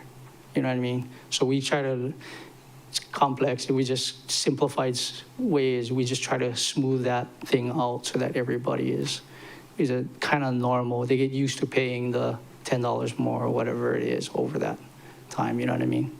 Because if not, when you start messing around with all the different funding sources and we got to put it back in the rate model, and then all of a sudden you get these spikes back and forth. So like in the we did it twice in historically 10 years ago, 20 years ago, right? People were getting like 30 or 40% rate increases one year, and that's all we could do. Couldn't, and then all of a sudden it comes back down, and then it jacks back up, I think 20-something%, and then goes back down. You know what I mean? So our philosophy has always been, for the past, kind of since I've been here 20 plus years, is kind of like keep that nice and smooth, and then a little bit here and there. So the 9% you're saying is not unusual? It's not going to be that was last year, and if we continue with the projects that we already did, you guys approved the past 6 years, and you guys want the projects for the next 6 years, it'll probably be smooth at 9% for the next couple more years, and then it'll slowly go down to 6, and then 5, and then 4. So that's just kind of, we're in that, what do you want to call it, cycle where it's a little bit higher these years, and kind of honestly, just to be frank, because he's no longer here, but administration, like a couple ago, he gave us 0% for like his last 4 years. That kind of messed us up, because now all of a sudden with that 0%, now we have to play catch up every time coming forward. So hopefully that makes sense. Interesting. And there's only been one. Because it's kind of a lot. One year that was consecutive. I thought it was 3 to 5, but you're saying last year it was 9% also? Yeah. And you're going to get 9. I mean, just if all goes according to our little rate model, crystal ball, you know, all the projects we want to do, we're going to get another couple. But just realize, like, every other county is in the same.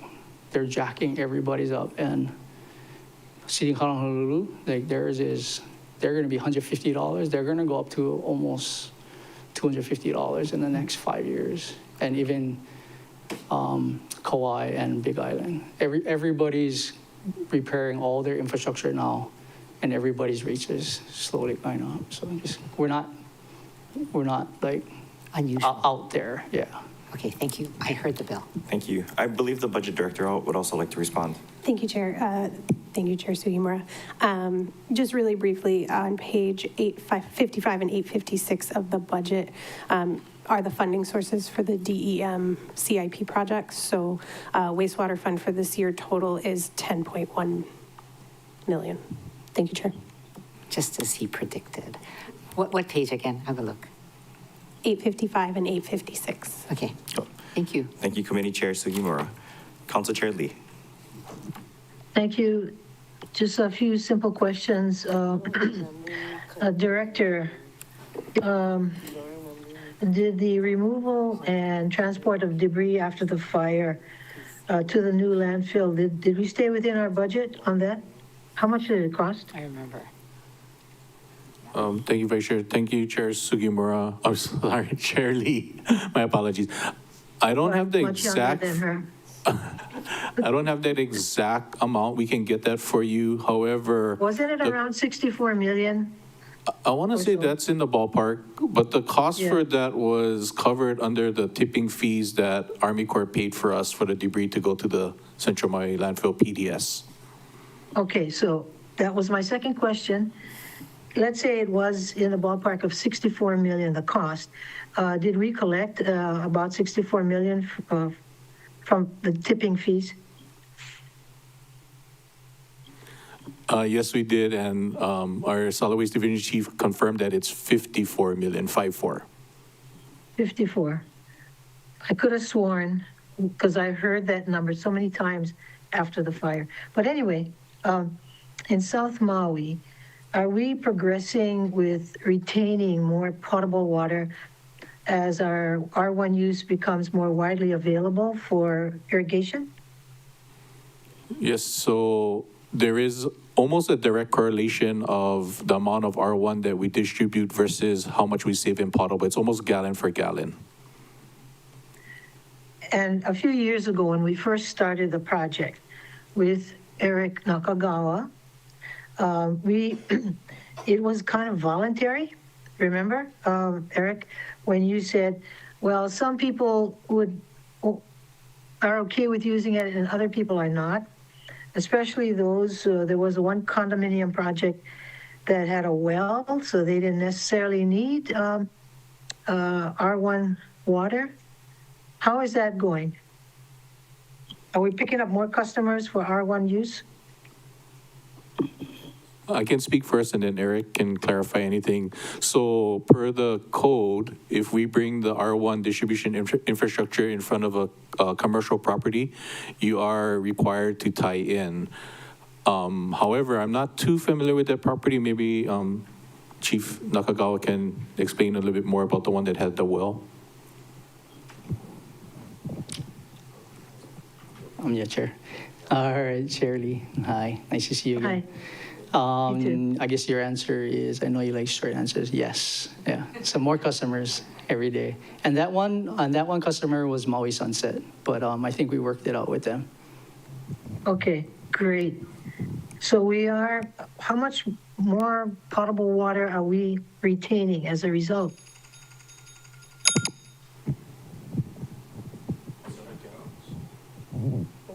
Me? Okay, thanks, Chair. Our director, I just assumed it was still to you. Chair Lee. I mean, I don't work for water department, so I'm not too sure. But Mr. Gao is right. Like, so if they were using it for what, I guess you can say it's one for one, because whatever we're delivering, right, now they cannot use their source, right? So the only time that deviates is when they may have their own wells, right? And so historically, you know, certain places like the golf course might have their own well, but other than that, like all the commercial not residential, commercial properties, they're using potable water. Okay, thank you very much. Thank you, Chair Lee. Member Sinensi. Thank you, Chair, and mahalo, Director Agawa and TEM staff. And also mahalo for answering all of my questions. Some of my questions have been answered. Also, mahalo to your regular metal collection events out in East Maui. It greatly decreases the illegal dumping that we normally get on the highway, so it's very important. Do you have, how many do you plan to have in the next fiscal year? Thank you, Member Sinensi. I defer to Ms. Powell. I know that we are planning to increase these collection events in the upcoming years. Maybe Ms. Powell can give you an exact number. Okay, thanks, Director. Hi, thank you, Director and Council Member Sinansi. My understanding is we're planning on 4, so once a quarter out on that side. But if you like more, let me know and we can accommodate. All right, great. Thank you for that. And then my last question, Chair, was following up on one of your responses in EM2. It mentions that to increase the towing of abandoned vehicles, that the applicants would not need to follow the tow truck out. Yes, thank you for that question, Member Sinensi. Yes, so the process has been upgraded. Before, the registered owner needed to follow the vehicle to the off-taker, which is Hammerhead Metals. There is a new process where they can do that through the DMV and not be required to accompany the vehicle to the disposal site. Oh, what you mean, the DMV? I think Ms. Powell can elaborate more on that process. Thank you, Director. Yes, so if the registered owner does need to junk the vehicle in the DMV, and then after that, they need to be there when the tow driver arrives to confirm, but they would no longer need to follow the tow truck all the way into town, especially folks on the west side and Hana side. We fine-tuned the system to streamline it for folks to utilize the program rather than dumping the vehicle on the side of the road. Okay, great. Thank you. Thank you for that. Thank you, Chair. Thank you, Member Sinensi. Member Hodgins. Thank you, Chair, and thank you, DEM. I appreciate not only you folks being with us, but answering our questions very thoroughly and providing all that information. One of the questions I have after reading some of your responses is for the Central Maui wastewater facility. You gave us, which I do appreciate, a potential high cost, a mid cost, and a low cost. And it's like about $100-something million delta between the low and the high. When do you think we may know better what it's gonna cost so we can plan? Thank you, Vice Chair. Thank you, Member Uhajins. So you are correct. The cost that we answered with is based on fiscal year, the ending of fiscal year, calendar year 25, 30% design. And that had a wider contingency because we're only at 30% design. We don't have enough detail to come up. So to answer your question, we are working with our consultant on an estimated cost based on the 60% design, which has already been completed. So we anticipate a more accurate cost within, I want to say, a week or so. Oh, okay. Right on. Okay, thank you for that. And then we've been hearing from one of our testifiers, Mr. Travis Leggett, about every day now for the budget. So I just wanted to give you an opportunity to respond to some of his concerns or let us know about what we've been hearing from him. But I would like to hear from you, please. Thank you, Member Uhajins. So Mr. Leggett's concerns are valid. However, what he's asking is for a shift of funding of our CAP project from one fiscal year to the other. Now, I liken that to, say, Uncle down the road who's rode his bus up saying, "I like you fix my road this year," but there's other roads that have higher priority, I should say. So it's not that the project is not important.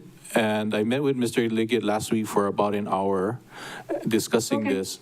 But we have a strategy based on planning of a 6-year project schedule where it's difficult to just move projects around. And it's not only funding. So if Mr. Leggett is offering to fund the project, that doesn't necessarily allow us to move a project. There's resources and how that project is compatible with other projects in our 6-year CIP plan. Okay, thank you. I appreciate that answer. So do we have capacity in the current Central Maui until the Waikapu one comes along? And if not, what's our plan? Thank you for that question. So currently we do have capacity. We are reaching a limit, right? And it's not based on volumetric capacity. It's not the amount of wastewater coming in. It's more of the strength or density of the wastewater coming in. But we are working on pilot projects, 2 of them, to see if it has a beneficial impact on our capacity, treatment capacity. We don't have that numbers right now, but we are hopeful that that increases our treatment capacity. Thank you. Thank you, Vice Chair. I heard the bell.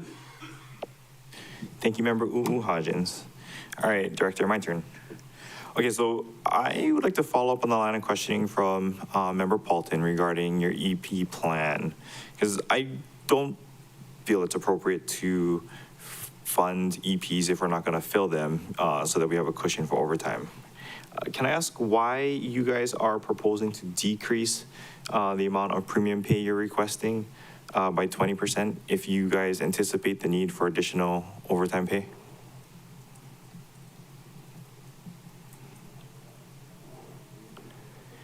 And if you need to respond in writing, I'll accept that too.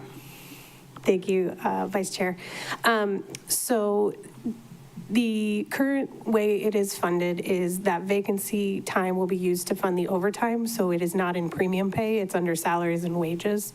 There is an option for the body to reduce salaries and wages and put it into a premium pay instead. But at the end of the day, it will all come out of the department's A account. Thank you. Okay. I think it'd be easier for us to understand if the pot of money you were pulling from was the same name as the, project description, because, it being, I don't know, if we're I would rather just see it in overtime so that we know that we're looking at overtime rather than looking at unfunded positions that are funded but not filled. It's just more difficult for me personally. Thank you, Chair. I would just maybe add that ideally, perfect world, the vacancies get filled and then it does come out of that A account rather than overtime. The overtime is sort of the backup plan, but I do understand how that can be unclear when we're talking about it in this way. Thank you, Chair. Thank you, Budget Director. Thank you, Director. Okay, so I think I understand from the conversations we had earlier about how the rates for payers are calculated, and then it's largely tied to your CIP projects. What I don't understand is how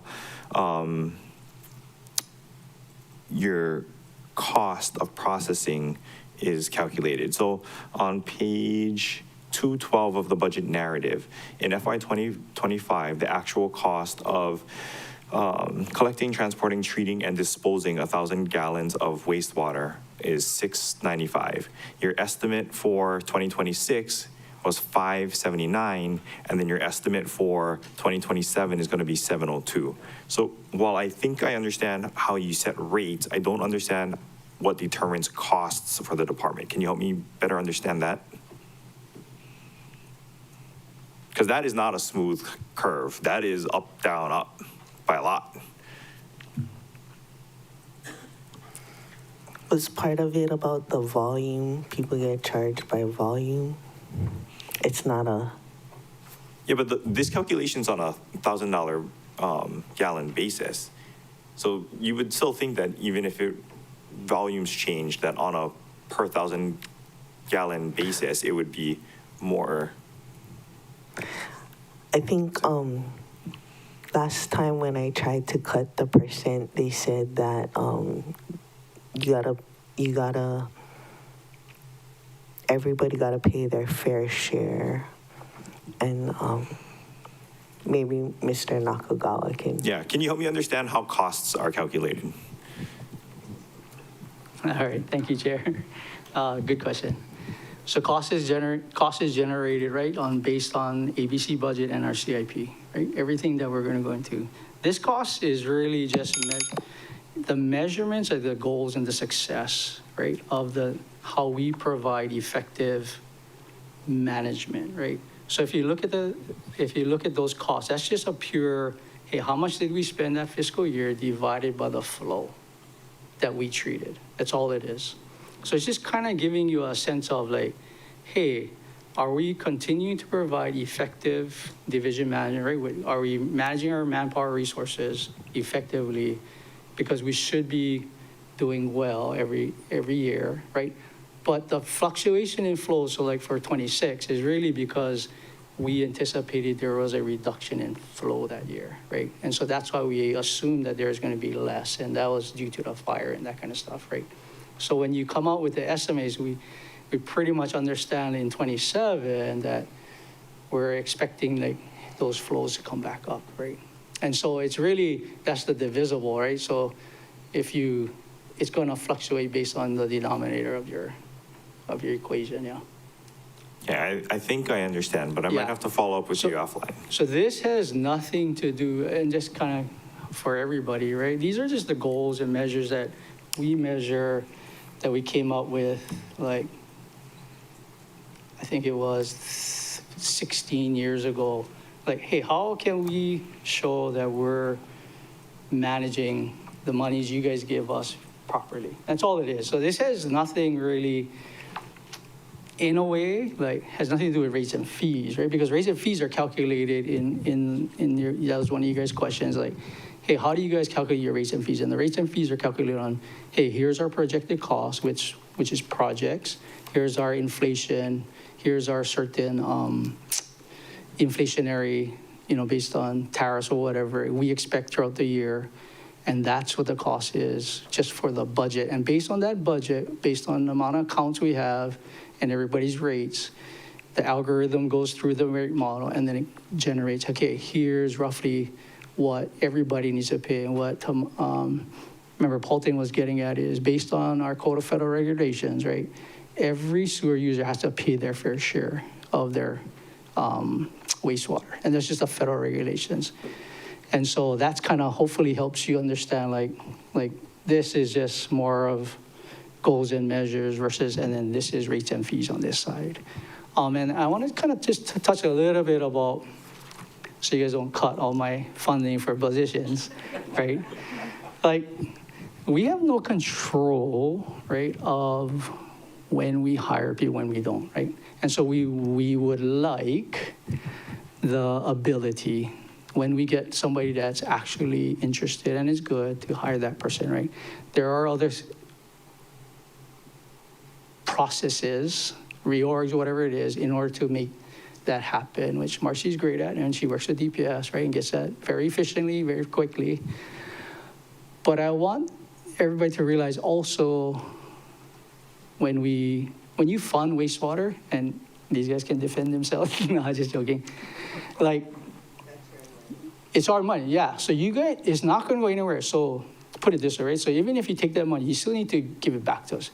It doesn't do anything. So so always remember, at the end of the day, because there's questions about carriers and that kind of stuff, all this does is think of it more as a bank account that you guys have, and all you guys have, you manage, this is what you guys' normal fees are. You try to cut over here, it doesn't do anything, because really it's just helping you. You don't have to fund it again next year. You know what I mean? Because it's there. It doesn't move, it doesn't go away, and that won't really fluctuate. That won't help you reduce the amount of sewerage, because that's a bigger scale, which is really CIP stuff, yeah. So just kind of this. I think the vice chair wanted to clarify possibly what the act for 2025 was for A category and B, C category for the sewer fund and the solid waste fund and the DEM general fund, and that would help us see how far off or on we are, maybe. Is that what you meant, Chair Batang? It was not, but I would love to know that answer, because that is getting at what I was trying to articulate a little bit better. Thank you, Chair. Thank you, Councilmember Paulden. And I would just like to state for the record, for BFED item 20, sub 22, the Department of Finance did send a breakdown for every department of their carryover in their A and BC account. So just as an FYI, you can find that there. But I'm happy to state it on the floor as well, provided I can get my eyes to line up. Environmental management general fund carryover A budget, 48,615.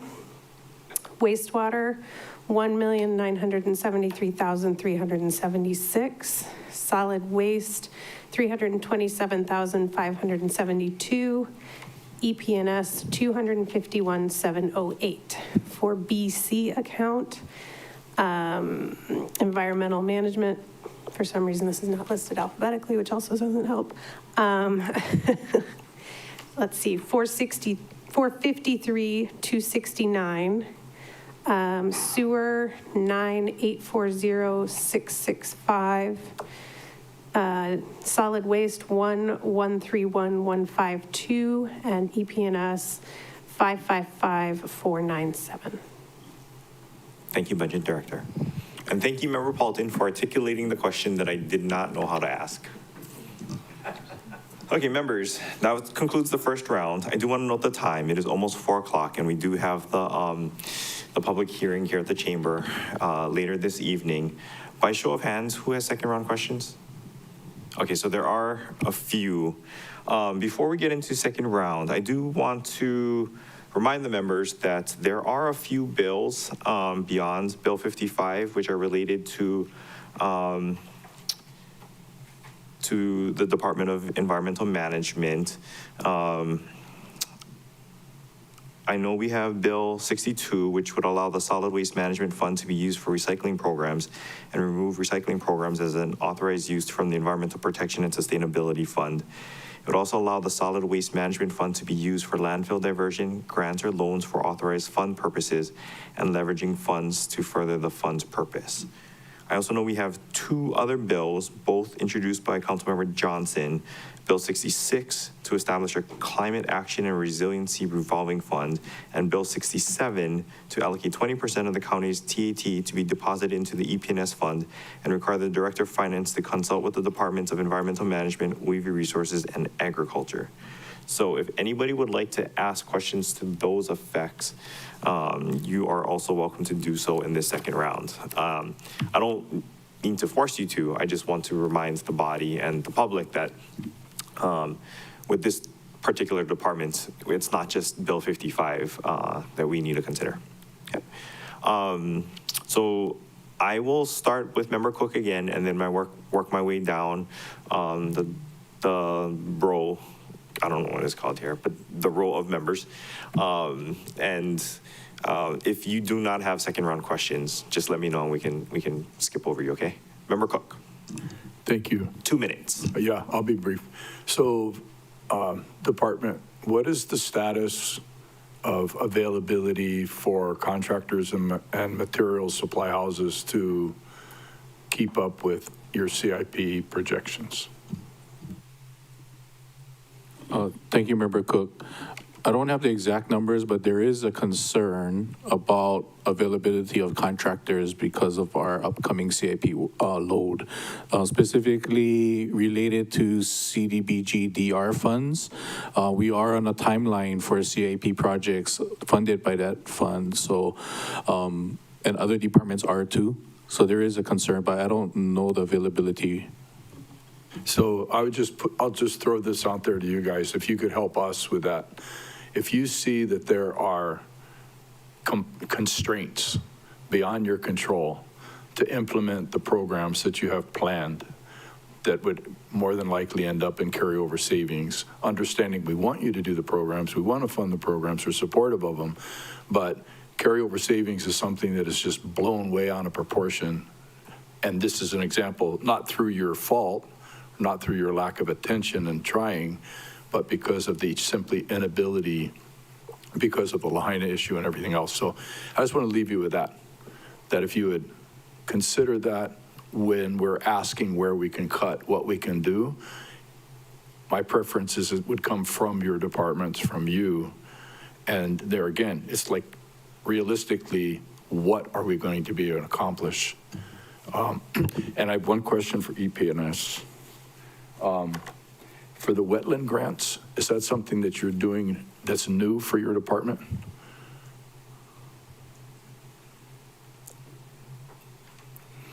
Last year was the first year, and FY25 was the first year that we did get those transitioned over to EPNS.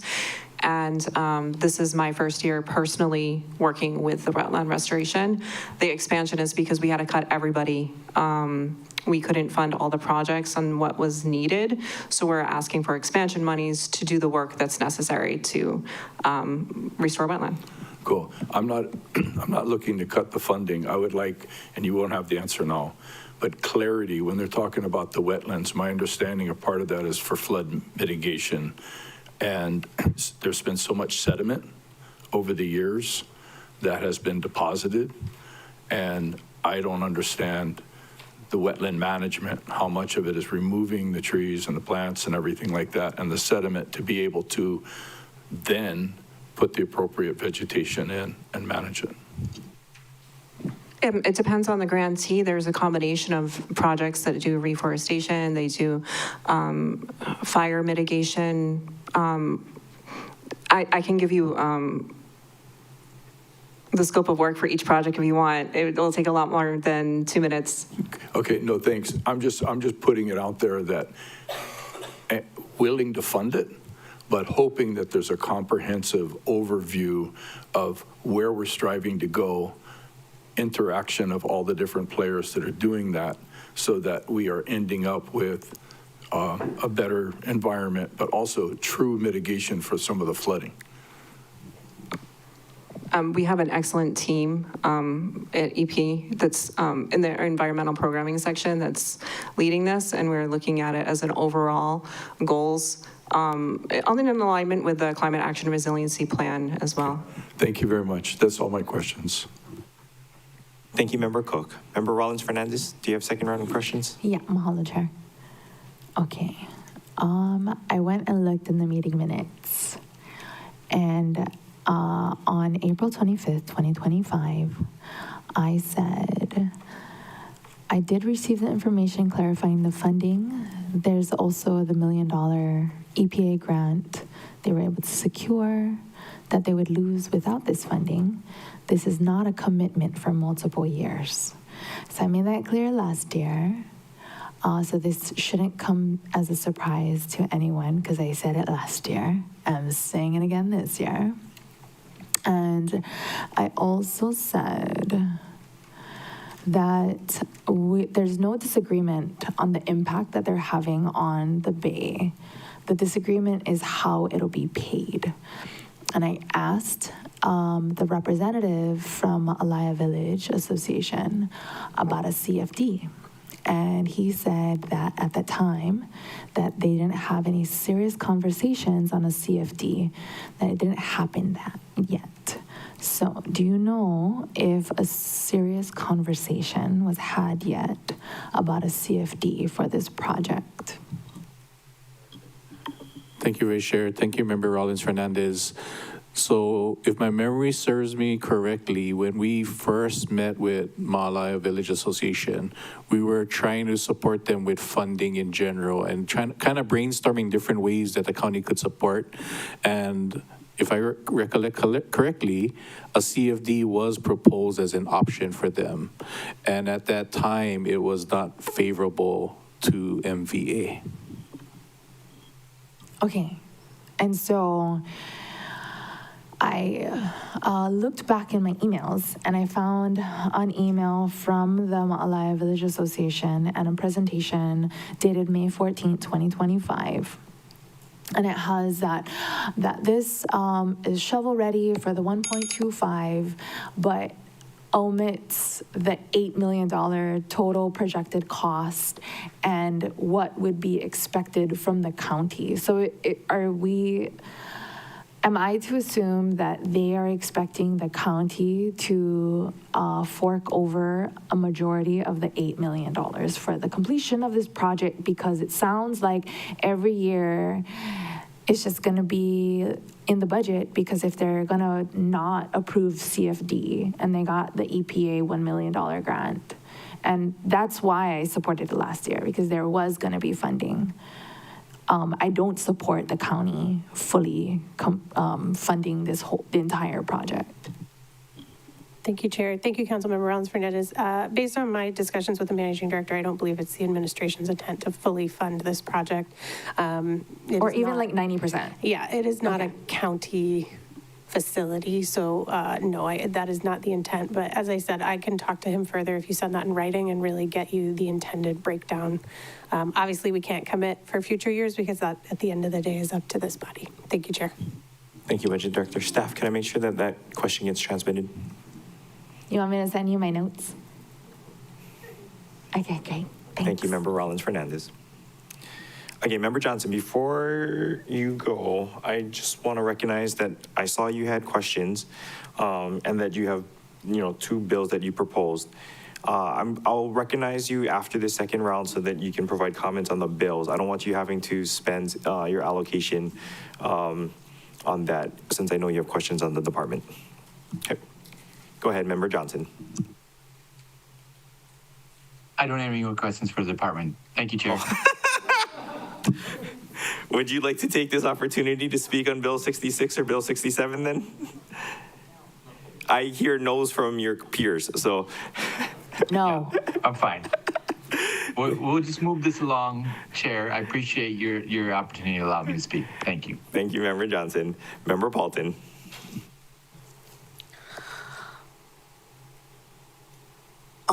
I was wondering, what is your coordination with MEMA on the hotspot designation referred to in EM2, the county-owned parcel of land north of Cut Mountain, Kapuali, is daily getting more and more abandoned vehicles in that grassy patch since the cleaning of Ukumehame. And so now, that hazardous area has gotten closer to Lahaina. And any assistance he can provide to remove some of those abandoned vehicles off county lands would be appreciated. The second point, when you guys choose the West Maui Materials Management Infrastructure, if you can keep me informed on the parcels that are being considered in real time. Also looking at the environmental and green grants, at the top of the page, it says 460,000 approved funding, and then it says 494,187 at the bottom. And so just wondering about that discrepancy. Director.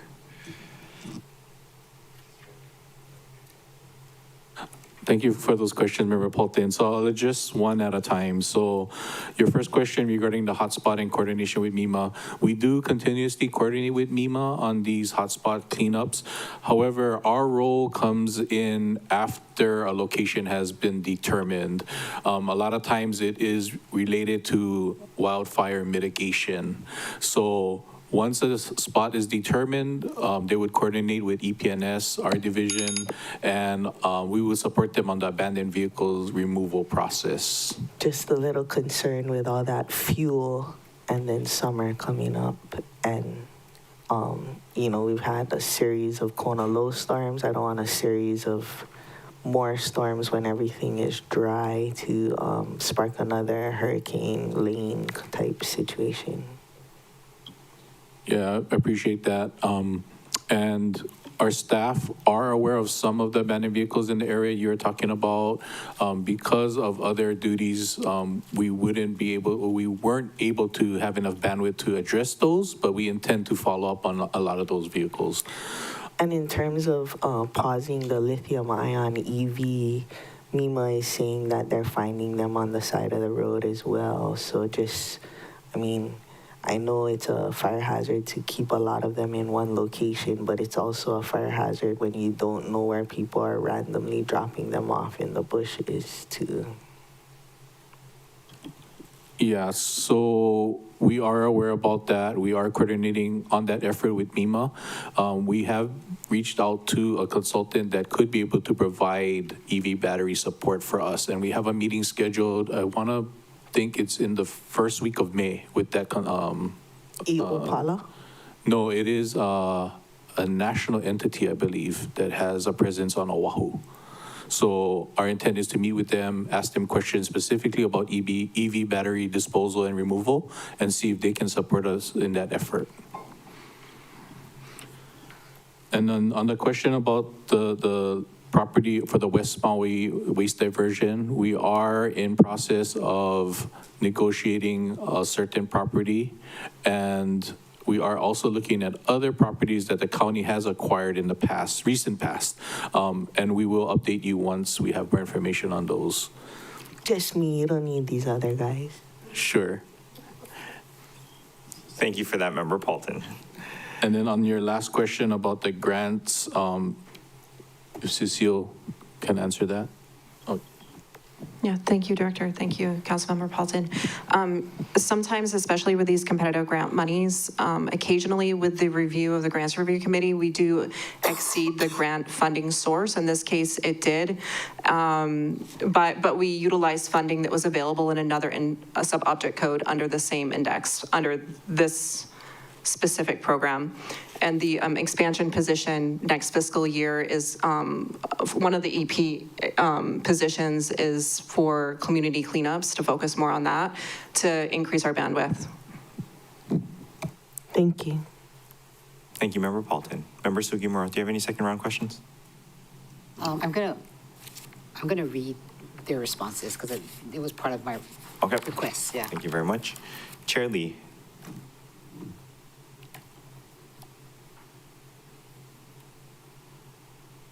Sorry, no new questions. Thank you. Thank you, Chair. Member So Nancy said he did not have any second round questions and then had to drop off the meeting. So Councilmember Hodgins.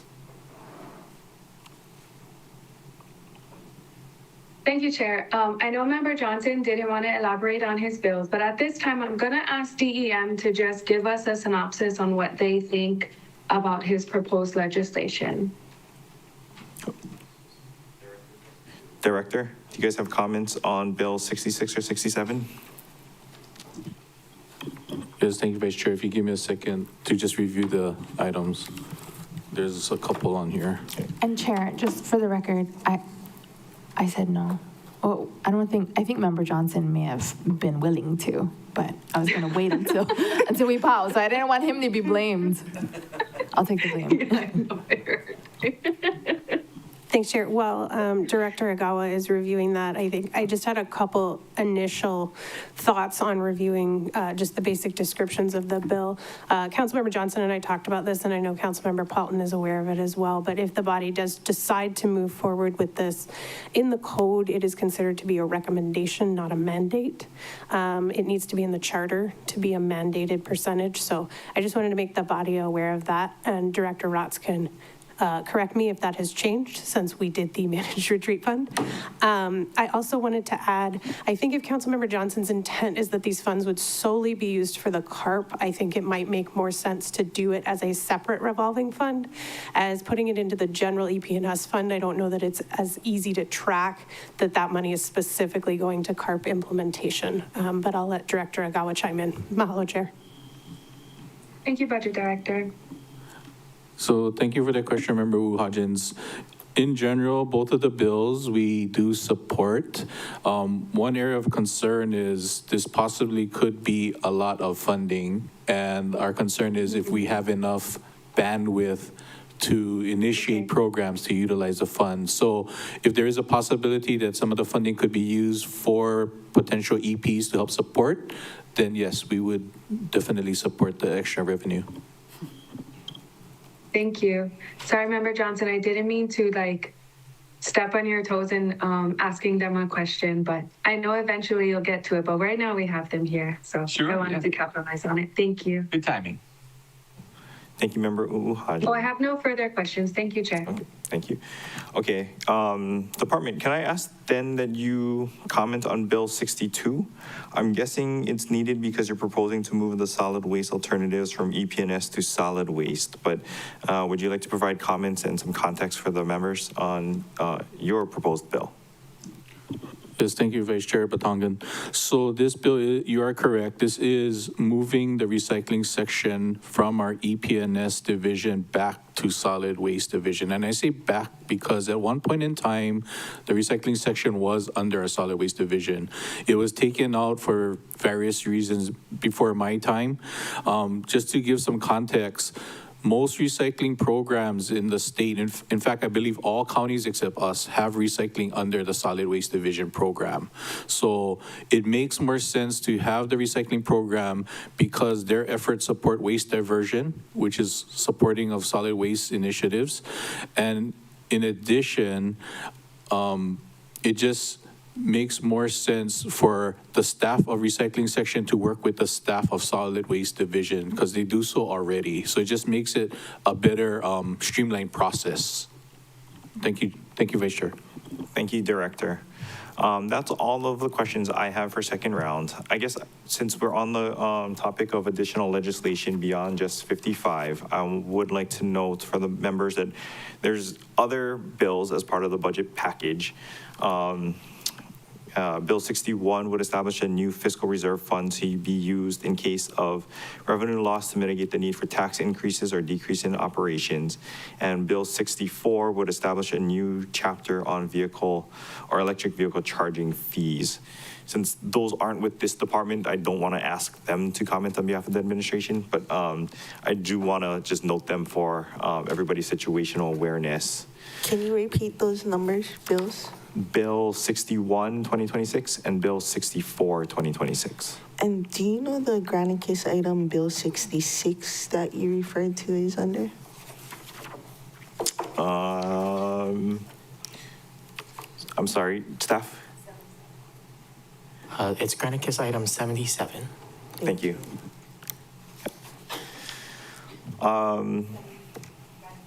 Okay, what other housekeeping things do I need to do? I know that we have our public hearing here tonight. I also want to remind the members that their proposals are due by 4:30 p.m. on Saturday. That's April 18th. To facilitate members with formulating proposals, I want to direct your attention to Granicus 103. That contains a response from Corp Counsel on when an item must be treated as a grant versus a contract. Chair, Yes. should we excuse them? I guess staff, is there any other housekeeping things that I should do with the Department of Environmental Management here? Okay. Yes, Member Rollins Fernandez, we can excuse him at this time. Thank you, Director. Thank you, Deputy. Mahalo Thank you, for being staff. with us. Thank you. Okay, and with that, can I ask for staff to take over on the housekeeping items? I know that there's a bunch of reports and some announcements that need to be made. Can I ask you to take lead in walking us through those administrative functions? Yes, thank you, Chair, Vice Chair. So we'll be distributing some reports to the members. One of them is a preliminary report of the budget priority survey that was that the community members have given us input on. So that has 215 responses as of now, but we still have 2 more residency area meetings to go. So we will give you a final report at the beginning of your decisions week. So that is one. There's also a copy of the grants checklist that the Office of Economic Development or the Office of the Mayor provided to the members, and that has been uploaded to Granicus. It is item number 154.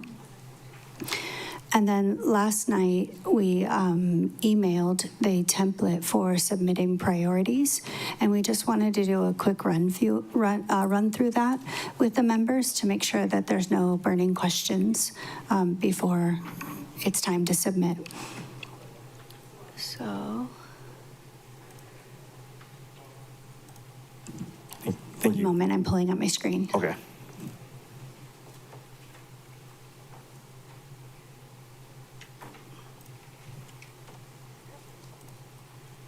And because Member Senensi is not here with us, are there going to be bullet points on this, or can I just have him reach out directly to you if he has any questions afterwards? Definitely, we can answer any of his questions.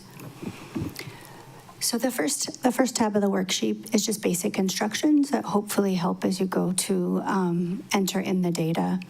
And then there is an examples tab. They are just examples. They are not intended to imply any policy decisions. It's just how would you fill it out. So the first example is a condition of an existing appropriation. So you wouldn't need an offset for that item because the funds already exist and you're not changing the funds.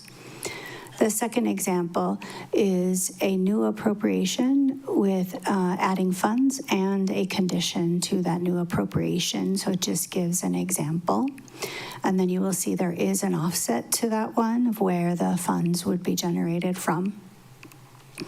And then example 3 is a new appropriation, adding new funds without a condition.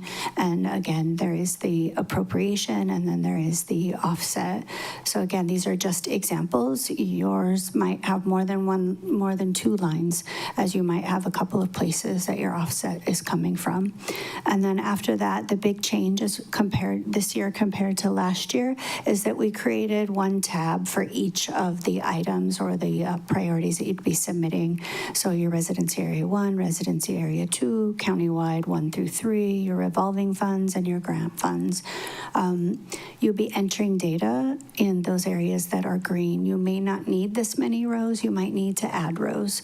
So the intent was just to try to make it as easy as possible to enter the data in, and then the examples to guide how to enter that. And of course, we're here to support you if you have any questions at all. Thank you. I have a question. What is the difference between residence area 1 and 2, countywide 1, 2, 3? There are two. So in the procedures memo, the chair said that each member could have two priorities for residency areas, 3 countywide, 2 revolving fund conditions, and 2 grant conditions. Thank you. Okay, members, any questions for OCS on the template that was just provided? Okay. Thank you, Vice Chair. One more. Oh, sorry. Member Rollins Fernandez. Mahalo, Chair. I don't have a question on the template. There are a couple things that, and maybe I'm jumping the gun, so let me know, staff. But for the residency area district funds, it was reduced back to 140,000, and we're gonna have that discussion on whether it was going to remain at 140 or if we're going to put it back to FY26 levels at 200. So at some point, I'd like to have that discussion. And I'd also like to have the discussion on whether we're going to stick with the 2 district priority proposals, 3 countywide, 2 conditions and revolving fund, and 2 in grants, because that's the suggested guidelines, but it's not what we have to follow. So I'd like to have a discussion on that as well. Mahalo, Chair, or Vice Chair. Thank you, Member Rollins Fernandez. I see staff wanting to. So I can address the easy part of that question, which is we're preparing a template for the residency area items so that it hopefully is a little easier to complete as it relates to the amount and then the number of priorities. That would be a policy decision that we would defer to the body on. Body, okay. So I would like to not have that conversation while I am presiding over this meeting. But you need practice, Chair. No. Remember, non-controversial, non-conflicting meetings. I also would like to have members and NC presence for that. So that is one that I will be punting on to our esteemed committee chair. She can have that, she can facilitate over that conversation. This one is a peaceful, non-controversial, non-conflicting meeting that we hope to wrap up soon.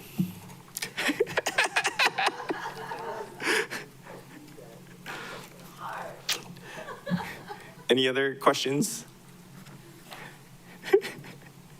But I do note that we do have to have that conversation, so thank you for raising the points, Member Rollins Fernandez. Well, and the deadline is Saturday. So, and we don't have another BFED committee meeting. So I think it's on you, Vice Chair. Bummer.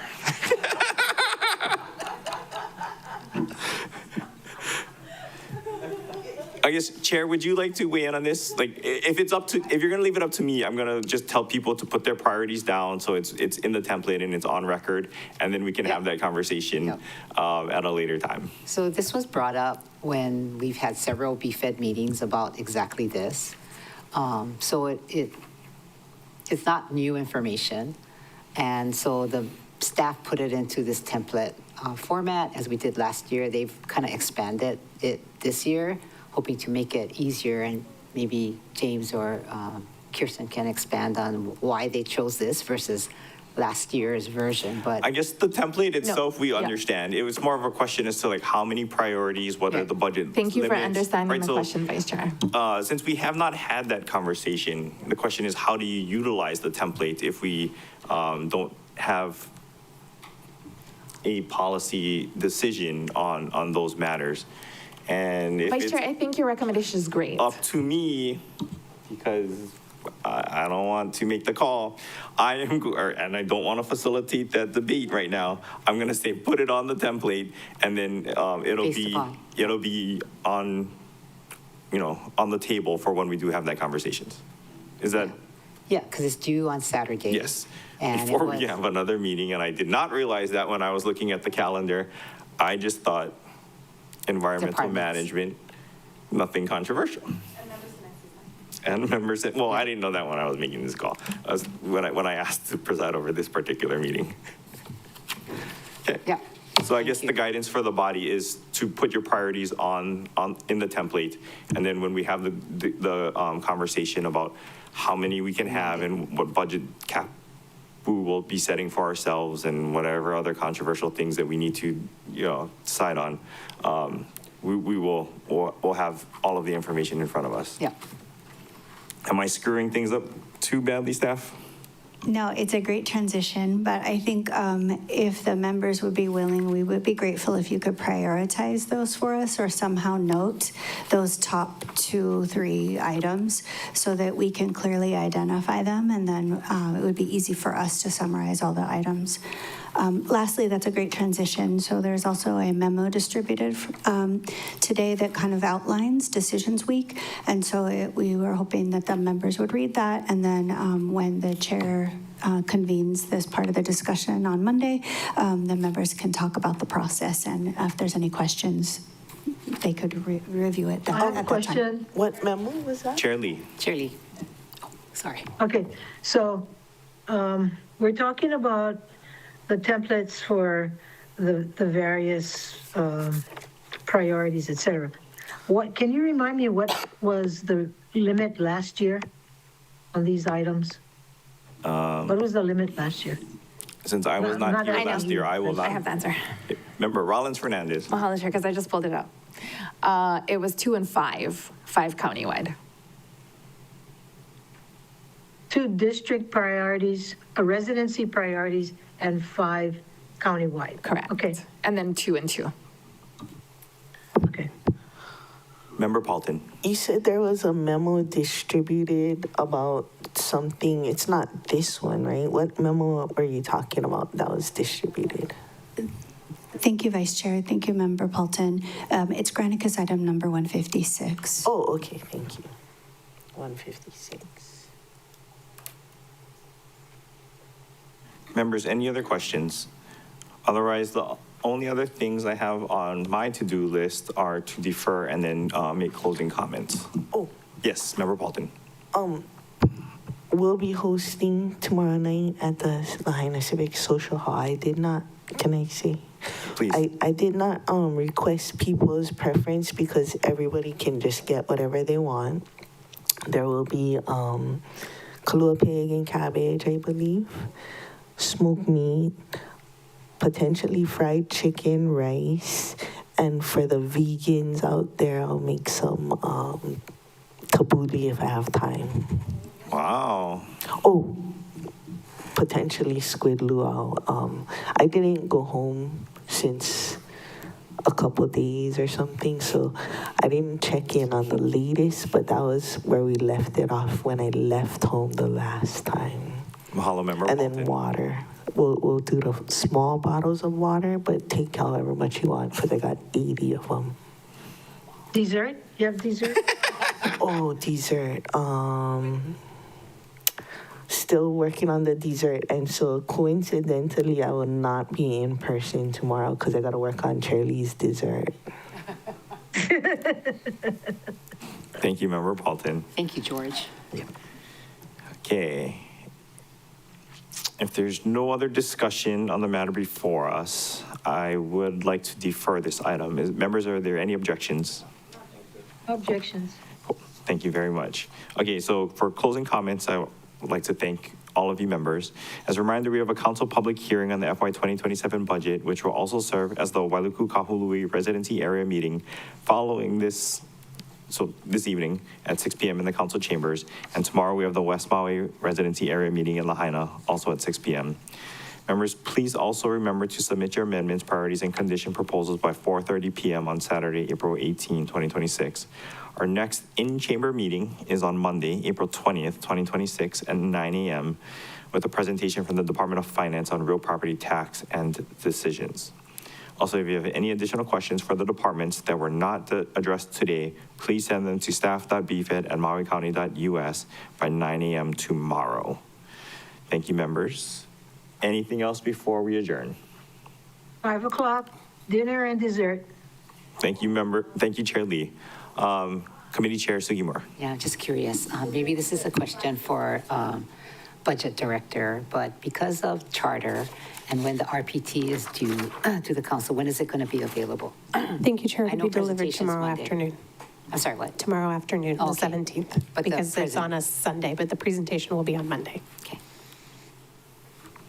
Thank you, members. If nothing else, it is I call on my member Johnson. Beg your pardon, Chair. I just, want to apologize. I won't be able to make it because, I had meetings today on Lanai, but I'm there in spirit. Thank you, Chair. I'll be back on Maui on Monday or Sunday night. Thank you, member Johnson. And Are again, we, we appreciate your hospitality. I have a question. Are we in person only? Because you could be here if we're hybrid. I actually don't know the answer to that. I know I'm co-hosting this public hearing, but really it's Chair Lee who's the workhorse. I am the mere show horse. Chair, it is hybrid because it's a public hearing also. Thank you for that. Come on down. All right. It is still 4:30, and this meeting is now adjourned.